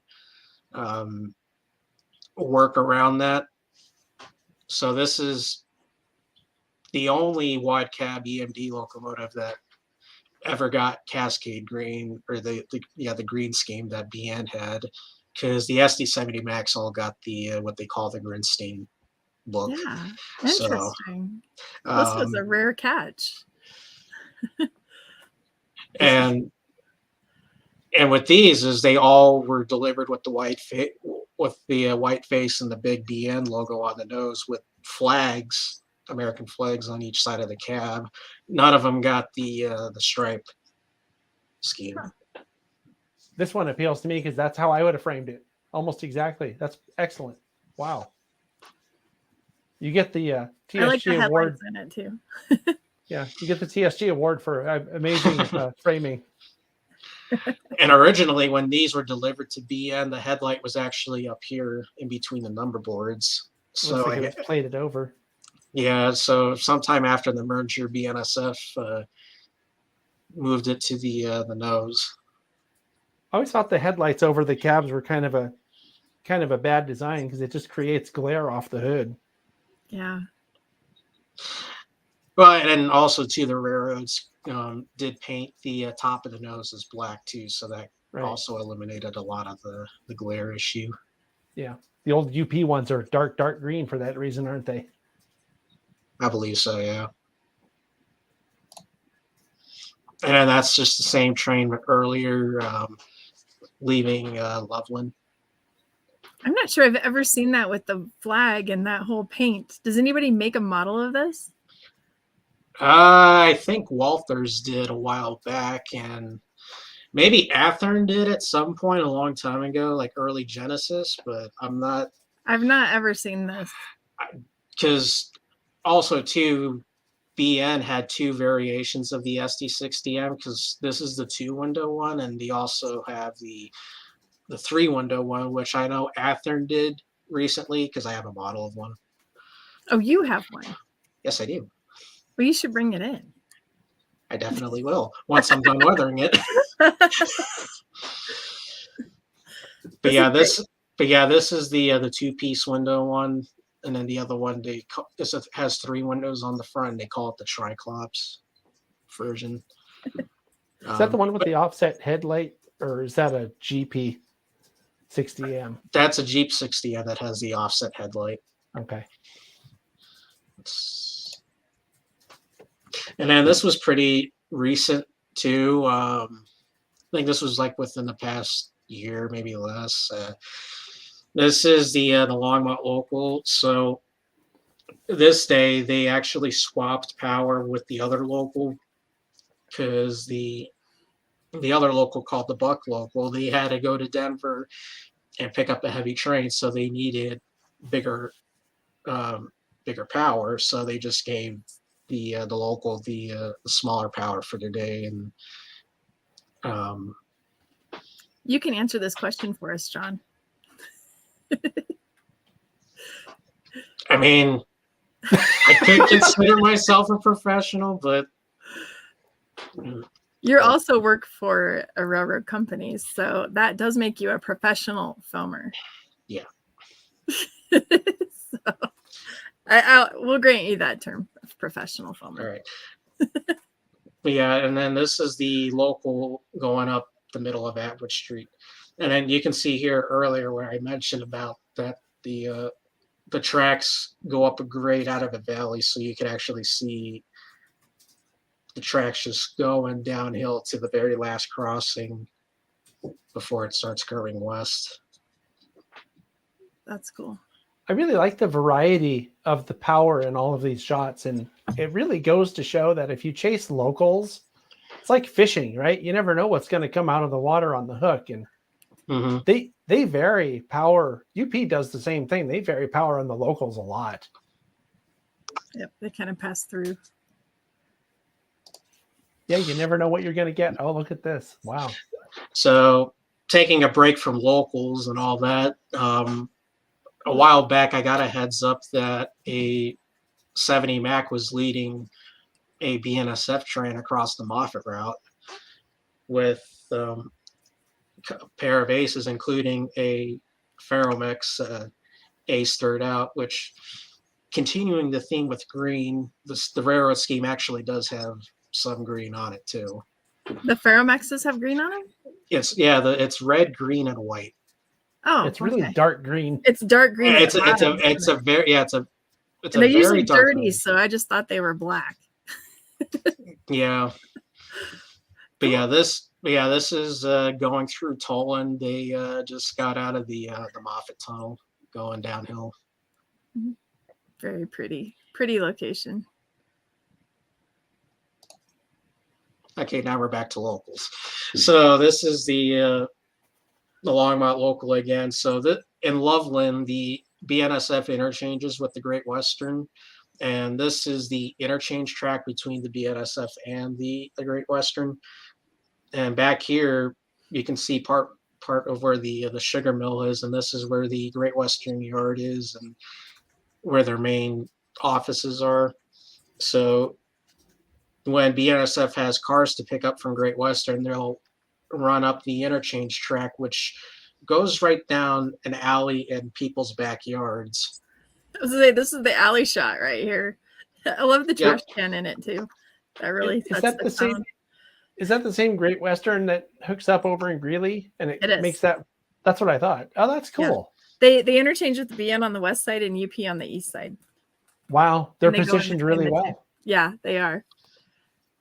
So that traffic, the light there, the signal actually looks like a traffic light too. At first, I was confused. It is. Yeah, I mean, the crossing itself, it's a traffic light for cars on the one-way street, because there's two. Because Highway 287 splits into directional one-ways. Yeah. So this is the northbound lane right here, and And a train comes It's- out of an alley and you don't expect that. Yeah, and it's actually the crossing box has an actual mechanical bell right here, and it's wired up to the tracks. So this crossing has a bell but doesn't have arms. correct. Yeah, the only thing that'll stop traffic is the red traffic light right here, and Interesting. when the light turns red and the crossing is tripped, the train will get a green light from the traffic signal, meaning it can continue safely across the crossing. So that is a traffic signal that the railroad's using there instead of a UP signal or a BN signal. That's like, Is it though, or is there a road Or is it- parallel right there? Technically, this is a road right here you can drive on. that's the alley for the cars. Yeah, But there's not a road to the right of that traffic signal up there? there's a crossing right A here. crossing. Not perpendicular. I mean parallel to the tracks. No, this light is specifically for the trains to let them know. That's unusual. Yeah. Yeah, cool. isn't that interesting? Yeah. So do you know who's in charge of the signal? Is that a city maintained thing or a railroad maintained thing? I think I mean- both. I think both, because this crossing box right here is marked like a regular crossing. Like it either says BNSF or Great Western Railway on it. Huh. That's interesting. Yeah. Cool shot, John. Yeah. Sorry, I mean I'm asking you Like a questions. good alley No, it's all shot, good. I mean, It's all good. seriously. Yeah. Let's see. Oh, okay. There we go. So this was a few years ago. This was during finals week at UNC. So I was able to get out early enough after finals and go out for this. While I was in school, I got a text saying that a loaded coal train had both a wagon wheel SD70 Mac leading, but with a city rail leased locomotive on it. So it worked out perfectly because I was able to finish up my finals and then drive out to Keansburg and wait for this train. And it worked out, especially with the afternoon light. Yeah, those city rail units were pretty commonplace on Tehachapi Pass for a while too on the BNSF trains. Yeah, we saw a lot of them out here for a while when they were leased, and then I guess the lease got expired and they got stored for a little bit, and recently Canadian National bought them. So they still left them in CN and still left them in City Rail paint, but they're just patched over here and over here for just CN, but they still wear the City Rail scheme. Okay.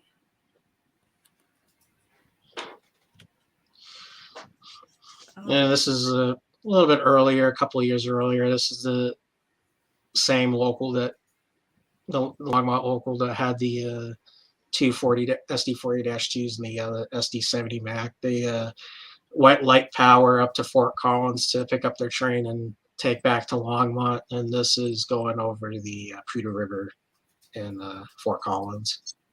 Again, John, you take a shadowed shot and make it pretty.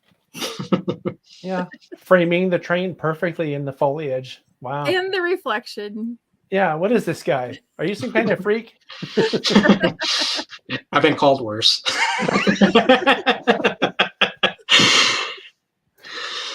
I like it. Yeah, nothing this- not to like there. Yeah, this scene changed a little bit. They've actually did a lot of landscape work in this area. So this tree is actually gone now. They cut this down, so Aw. Oh, so it's a little more wide open. But overall, the scene still looks the same. The bridge is still here, and all that. Is this the Prudhoe River or is this the Yeah, it's the Prudhoe River. Prudhoe? Okay. And then this is about a year later, same local. This is going down the middle of Atwood Street. Curved again. Yeah. Cool. Do they still have that locomotive? Yes, but it's now orange. Oh, all right. Boo. Fine. Boo. I think last I checked, it's working. Last I checked, it's working somewhere in Kansas, but it's orange now. All right. And then this is about a year earlier. This is what I was talking about. How the SD60M was delivered. The BN SD60Ms came in 2 different variations. So that's the 2-piece window, and that's the 3-piece window. And the flag's on green. Yeah. Interesting. So what like did this what guy. did people like? What did the crew like better? Do we know?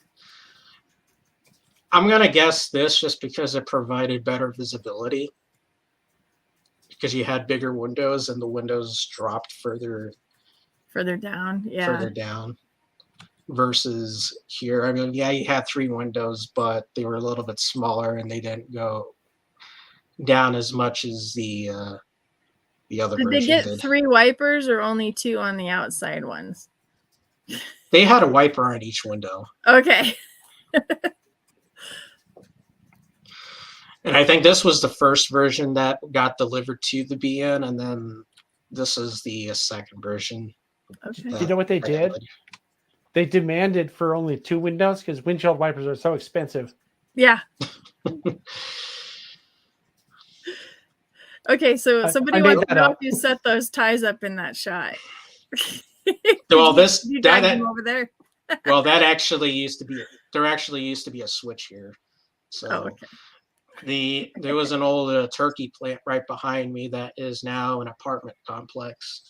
So back in the BN and CNS days, the tracks diverted off right here across a crossing and went into the plant. But the switch got taken out years ago, but they left the ties in where the switch was. Well, looks good.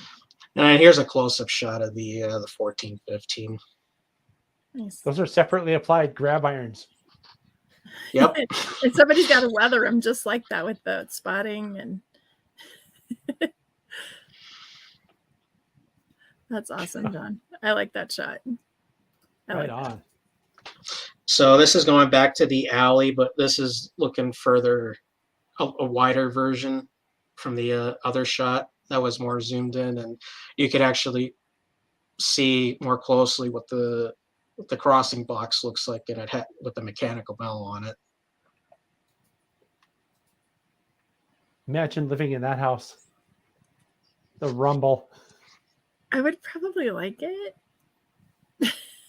I'm not saying whether I would like it or not. I'm just imagining what it would feel like sitting there. You know, you're watching TV, you're watching a TSG train video, and then a real train goes by, and it's like having surround sound where the whole thing shakes the house. We were a block away from the BN line. My house was a city block away on the corner. And we had a brass plate. My mom had some decorative 70s plate on the wall. And every time a train would go by, so I grew up with that noise. Like, it was just daily. In California, if you're next to a train line like this, you're not sure if it's an earthquake or a train, I'm sure. But do you want to answer the question? We kept talking over it. How close were you to the front of the train? Oh, sorry, John. I mean, this is pretty much what I've been. It's pretty much what I pretty much just about 20. But I'm gonna say about 25 feet from the train or so, give or take. Just taken from the sidewalk too. So it's yeah. I was gonna say, I mean, how wide is a road? That's how far away. Oh, the last photo. I'm sorry. He meant the last photo when you were up close to the locomotive. Did you walk up to it? Yeah, I just walked up to it briefly just to. You probably know the local crews. Do you know the local crews on that? It's changed a lot over the years, but a lot of the crews do recognize me from time to time. So I just haven't been out much recently. So what was the speed for here? Well, here it is maybe less than 10 miles an hour. maybe a little bit less, just because the track isn't the best, and all the with the exception of these crossings, all the other crossings don't have lights or anything. They're all just the standard crossbuck. So, and you don't have much. There's not that much visibility either, because you got houses literally like right up against the crossing. So you're not gonna know that there's a train coming unless you hear them blowing right up at the crossing. Right.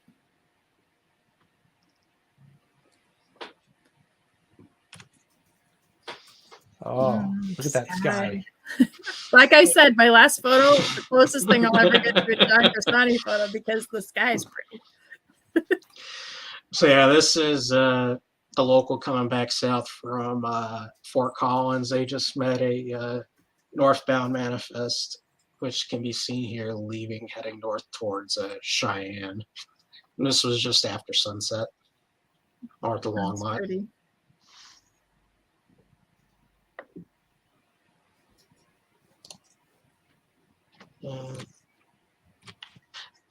And this is street level from the parking garage shot that I showed earlier at the same exact crossing. Recognize the building. Yep, this is just after sunset with the local heading back to Longmont. Nice. I like the tones. And you can see the headlight illuminating the ground in it. Just enough.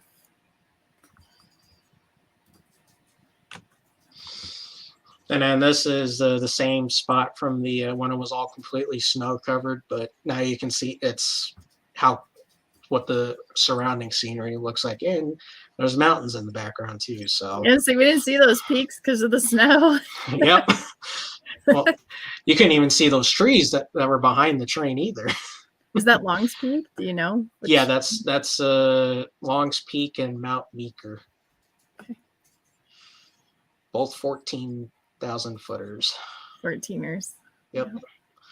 So yeah, that's the local leaving the cement plant with empty coal cars. You have a question? I do have a Instagram that I can forward over to John and Michelle. I can put that in the video description if you do that. Where do you put most of your photos on Facebook? You're in Steel Wheels? You put them in all the places where they belong. I usually just put them just on Facebook. I also have a Flickr account, and then I also put some on Instagram as well. Okay. And then that's just the same local. They were only 2 cars that day going back.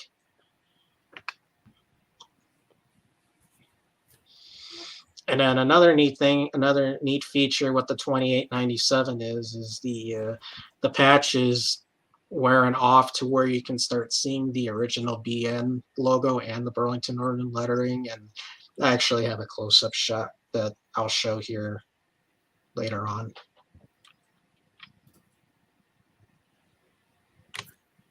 Yep, so this is the close-up of the 2897. So you could actually see the patch that BNSF put on is starting to fade off, and you can start reading Burlington Northern on the side of the cab. And you can start seeing the BN logo showing on. Yeah, interesting.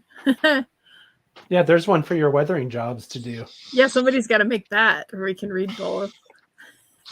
Yeah, I'm sure there's a way to. I'm sure there's a way to do it.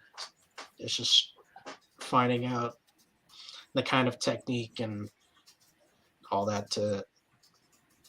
Yeah, that's interesting.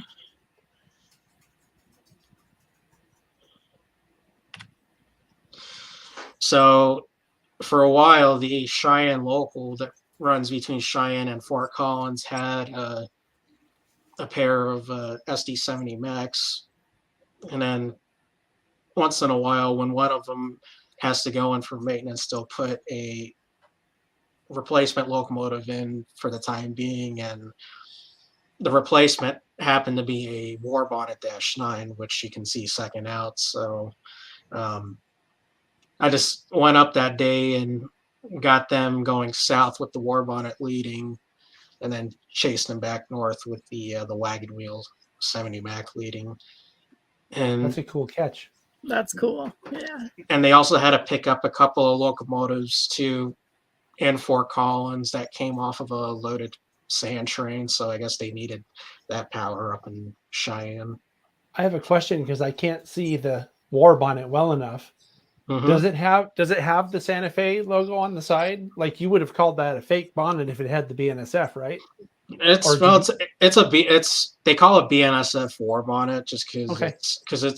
it was delivered to BNSF in the war bonnet scheme, but it got delivered with BNSF markings. Right. There's just some people that for some reason they call them fake bonnets. I don't know. I would call that a war bonnet too, but Yeah, and then some, Yeah. and the earlier ones, like the early 700 series ones, they had Santa Fe written on the nose too, but they had BNSF on the side. But then later on, they just got BNSF lettered on the I nose. think that's one of my favorite paint schemes, that war bonnet one. There's something really cool about it. Yeah, and a lot of those are still around, and they still look pretty good for Mhm. how old they are, and even the silver looks good too. I saw one on the brush sub. Was that a couple weeks ago? Was out there? That's nice. And this is just north of Wellington. I want to say about maybe 20 miles south of Cheyenne. It looks like Wyoming, The sky sure does, doesn't it? but it's probably on the Colorado side of the line. But yeah. Yeah, this is near the Rawhide power plant that's up there that you see going along 25. Yeah. And then that's just the same local earlier without their locomotives and the car. They're backing up to their train now, and this is just a shower coming off the foothills west of Fort Collins.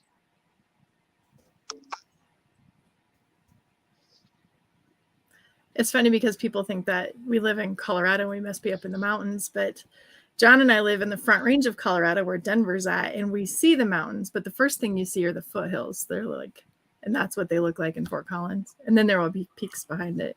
Yeah.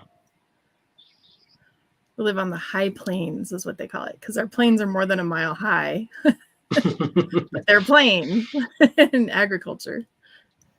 Is that where the High Plains Drifter came from? Maybe so. We have the High Plains Library District and the High Plains. Everything's called High Plains here.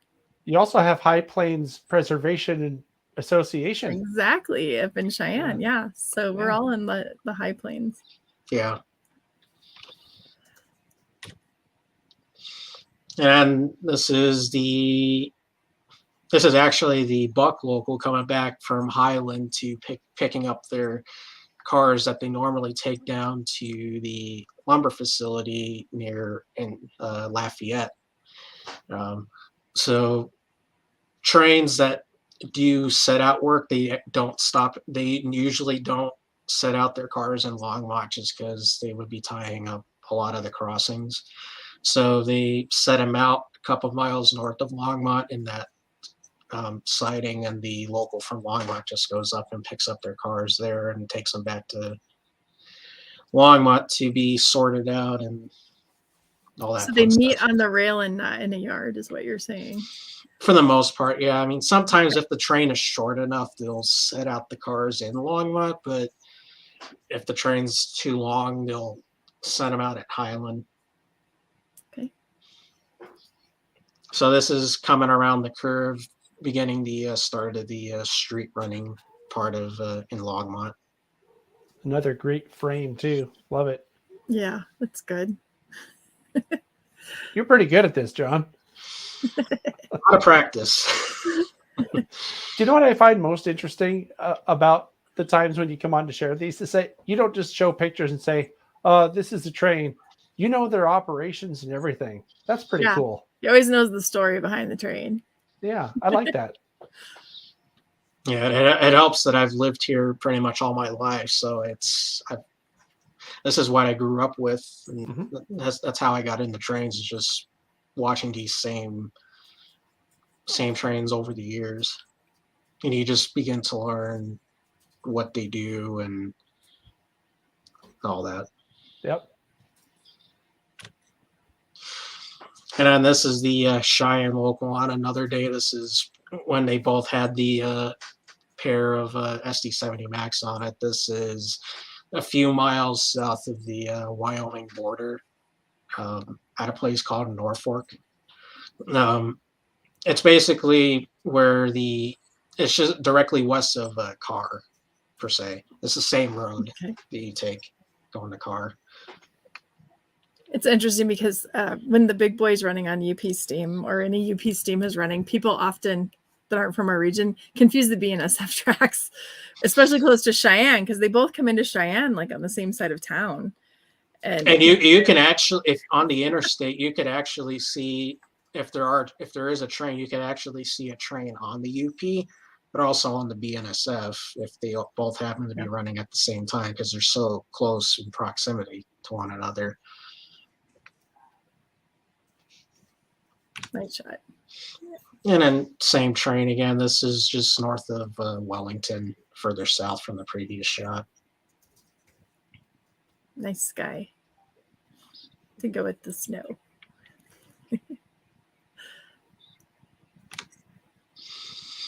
And then this is a shot from at least several years ago. This is the local that used to go south from Longmont to Denver and back. They would just usually shuttle cars from Denver to Longmont for both locals. But this stopped running, I want to say, a few years ago. And this used to run on Saturdays, so it was a good weekend thing to catch. And they always used the bigger local power at the time, which in this case was the SD40-2s. That's my favorite right there with the stripes on the front. That's what it's supposed to look like. Yep. That's that barricade stripe I was talking about earlier. Yep. I like it. Yep. And this is going through Louisville.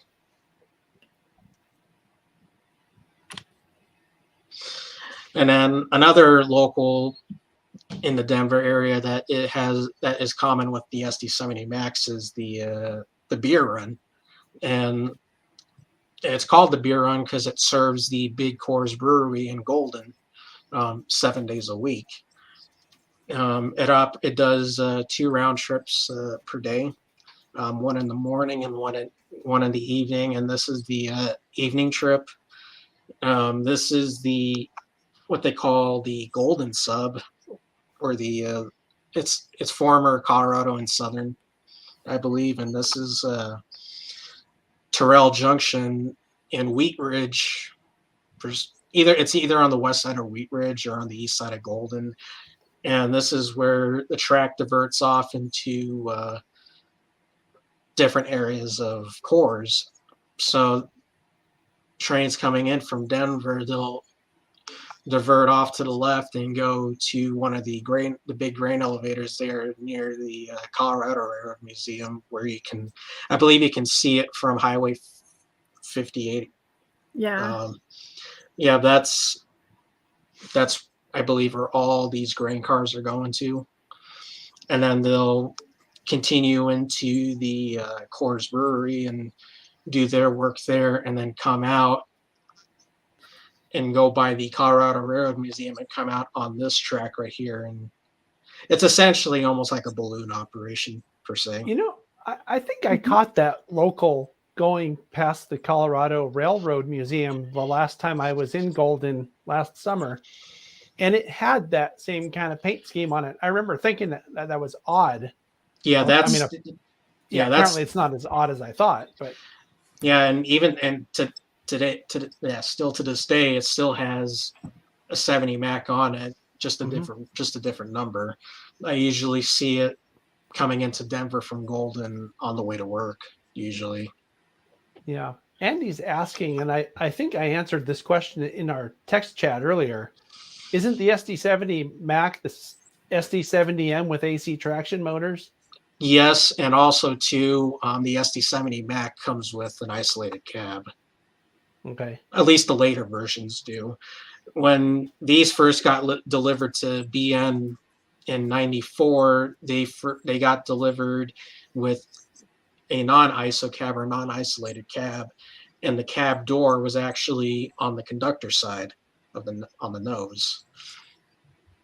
And I think about a year or so later, they got delivered with the isolated cab, which you can tell it's an isolated cab because you can see there's a notch in between the nose and the actual cab itself on there. So, and then like you said, it's essentially like the 70M but with AC traction. Don't they use those for cold tracks too? There's something about AC traction being better for torque or something like that? I believe it operates a lot better when it's a heavy load and at a much slower speed on a grade. Right. Okay. So probably all the stuff. Sorry, John. Probably all the stuff Michelle saw in the Powder River was all AC traction too, I imagine. Well, actually, the 70 Max were the first. Well, they were the first locomotives that BN bought that were AC traction. Everything else before that was all DC. So all the SD40-2s, the SD60Ms, and the older GE models, they were all DC motors. And then before BN got the 70 Max, they experimented with EMD with AC traction. So they purchased demonstrator SD60 Max and tested out the AC version in coal service, and they liked it. So they ended up purchasing SD70 Max, which ended up being their last locomotive purchase before the merger. Right. Okay. And then this is the Buck local going south along the diagonal highway, just outside of Niwot, going towards Boulder. Nice. Trevor wants to see some green boiler jackets. I don't think we're going to get that on the local.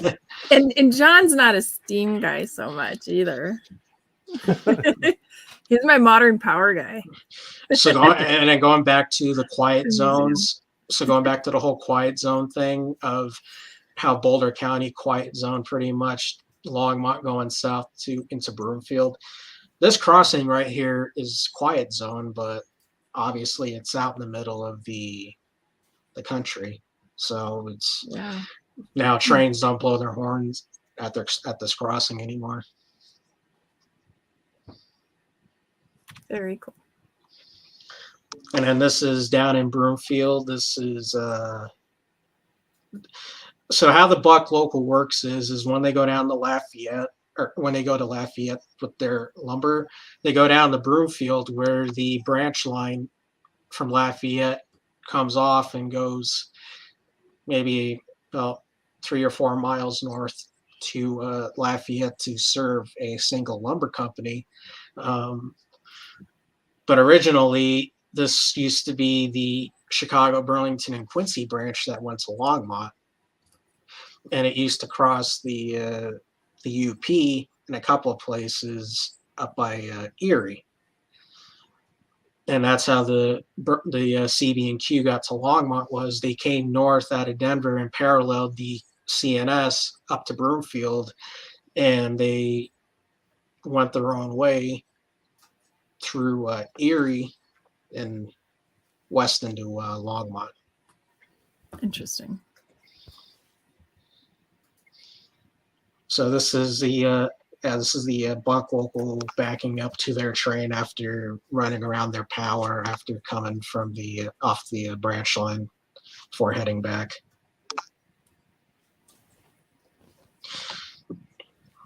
And the second locomotive is actually a Lease locomotive. It's a former Norfolk Southern Jeep 38 that is now owned by First Union Rail, or FURX. And there was a short period of time where BNSF leased those, and we had them on the local here, and it was quite an oddity seeing older Norfolk Southern painted Jeeps on BNSF trains for quite a while, because they were either mixed in with the regular BNSF power, or there were a couple of times when they were in pairs, and they still had part of their Norfolk Southern logos and numbers on them, but they patched out the horse head and the NS marking, so it was quite an oddity, but still, but it was a welcome one. And then that's the same local coming back from the or running around their train in Broomfield. So going back to the when the CB&Q paralleled the CNS from Denver, that explains the grade separation here. Even though now it's just a passing sighting for the railroad, it actually used to be two railroads right here. So a track that the locomotives are on now are CNS track, and the CB&Q went their own way on the right, on the higher up right away, and before curving up towards Lafayette. Interesting.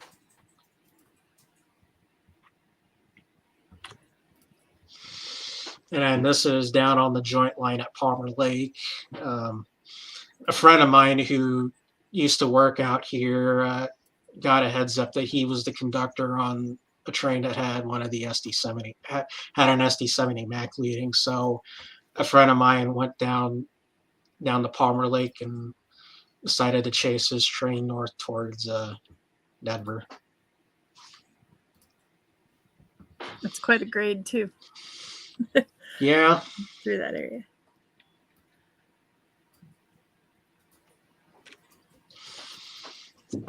And then another shot of the Shine local, but going south into Wellington. Nice.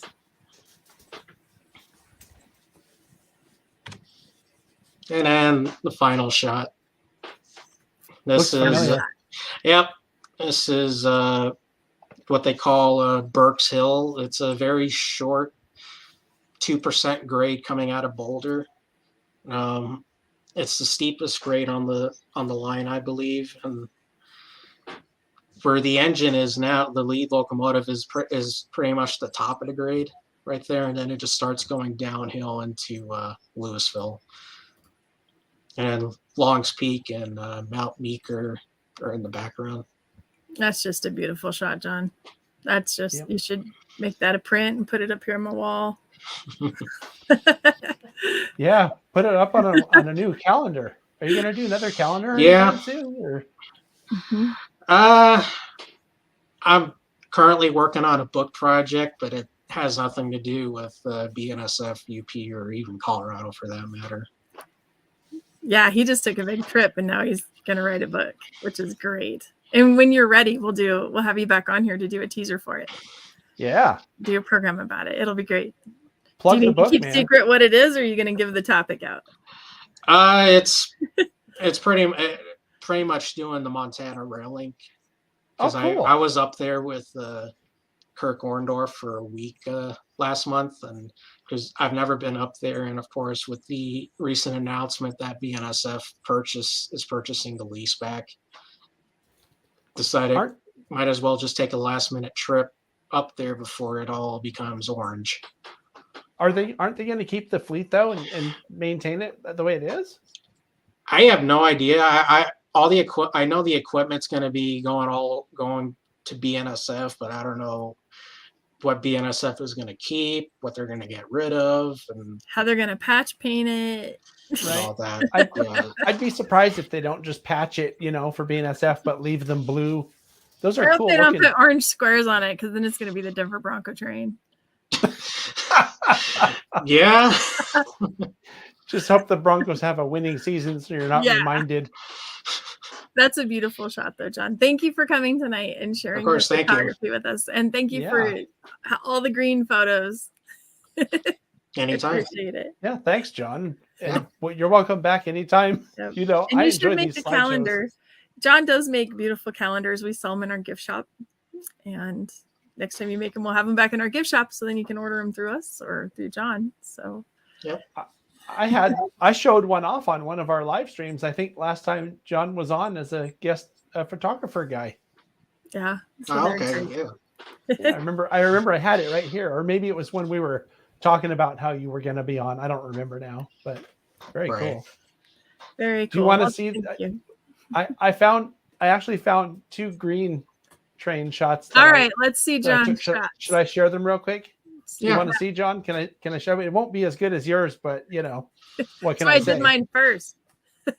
Oh, sorry. Yeah, I didn't even think about that. All right. Well, Let's what am see, I going to John. say? Right. Hold on. I got them. Hold on. Let me just find it. Oh, I have to upload these? It's weird now. You almost have to throw them into slides to upload it. Yeah. You I'm can't trying to just see. share a photo. It's so strange. Oh, I'll just share my screen. This will be good enough. Okay, so here's one. Trevor was demanding Steam. Yeah, Trevor was demanding a green boiler jacket. So I found one. What is this? This is the number 7. It's the Skookum. I forget. Columbia Belt Line Railway, I think, number 7. This locomotive is currently at Niles Canyon under the care of the Niles Canyon Railway. It belongs to a guy named Chris Baldo, who runs the Roots of Motive Power place up in Willits, California. And before it came to Niles, it was at the Oregon Coast Scenic Railway, which should sound like a familiar name to you. Yeah. And Trevor has actually fired that engine, as he's saying in the comments down here. And it's a cool locomotive. It's actually an articulated, it's a 2442, which is a very unusual wheel arrangement. I'm not even sure that there are any others out there. I may be wrong about that, but the front looks really different for a steam locomotive. It's a pretty engine. Yeah, it's pretty. Yeah, it's a really pretty engine. And then the other picture I got is of the same one going through a valley at the end Niles Canyon. This is not the best shot, but you can kind of see that it's a green boiler jacket. I don't know if you can tell there, but Yeah. So, but that's actually one of my favorite looking engines on at the Niles Canyon Railway. It's a very unique locomotive for sure. Yeah. It's really pretty. Anyway, let me stop that. Those are nice, John, and they look pretty level to me.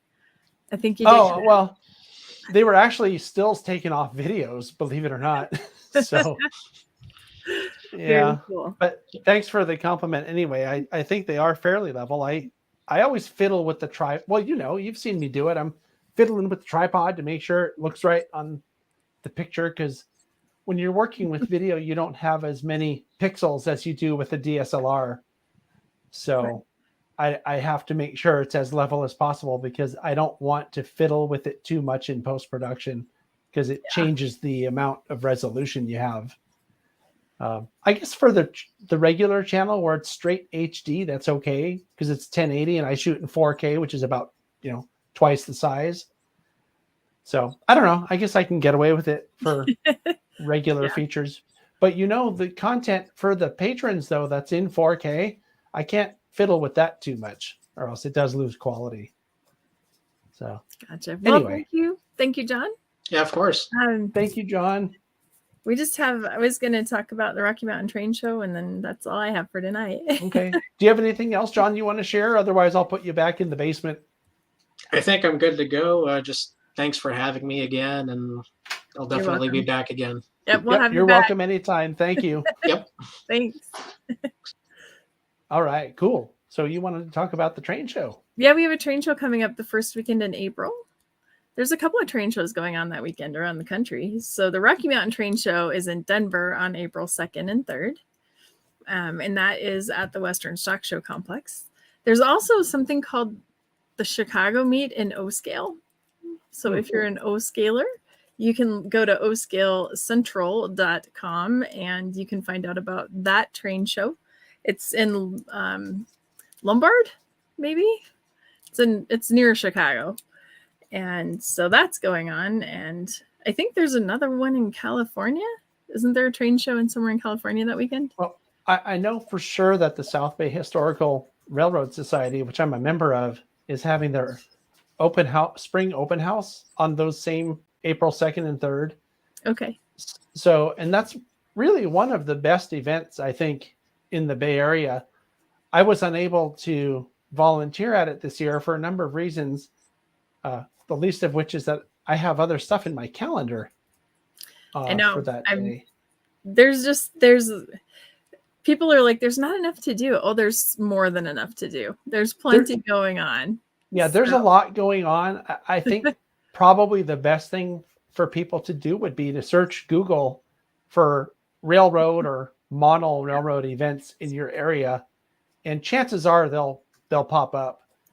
Dave Hammers put in chat. At the Rocky Mountain Train Show, Ed Dickens from Union Pacific Steam is speaking on both Saturday and Sunday. Cool. And his presentations, if you've never heard the man speak, they're fantastic because he explains exactly the science behind what they're doing. And this time he's focusing on operating on the line and water treatment and how that all works. It should be really interesting if you're interested in that stuff, which I'm nerdy, and I think the water treatment stuff is super interesting. So. You know what's interesting about it is that I think a lot of people who are just sort of lay people, they don't realize that the water gets treated or why it needs to be done.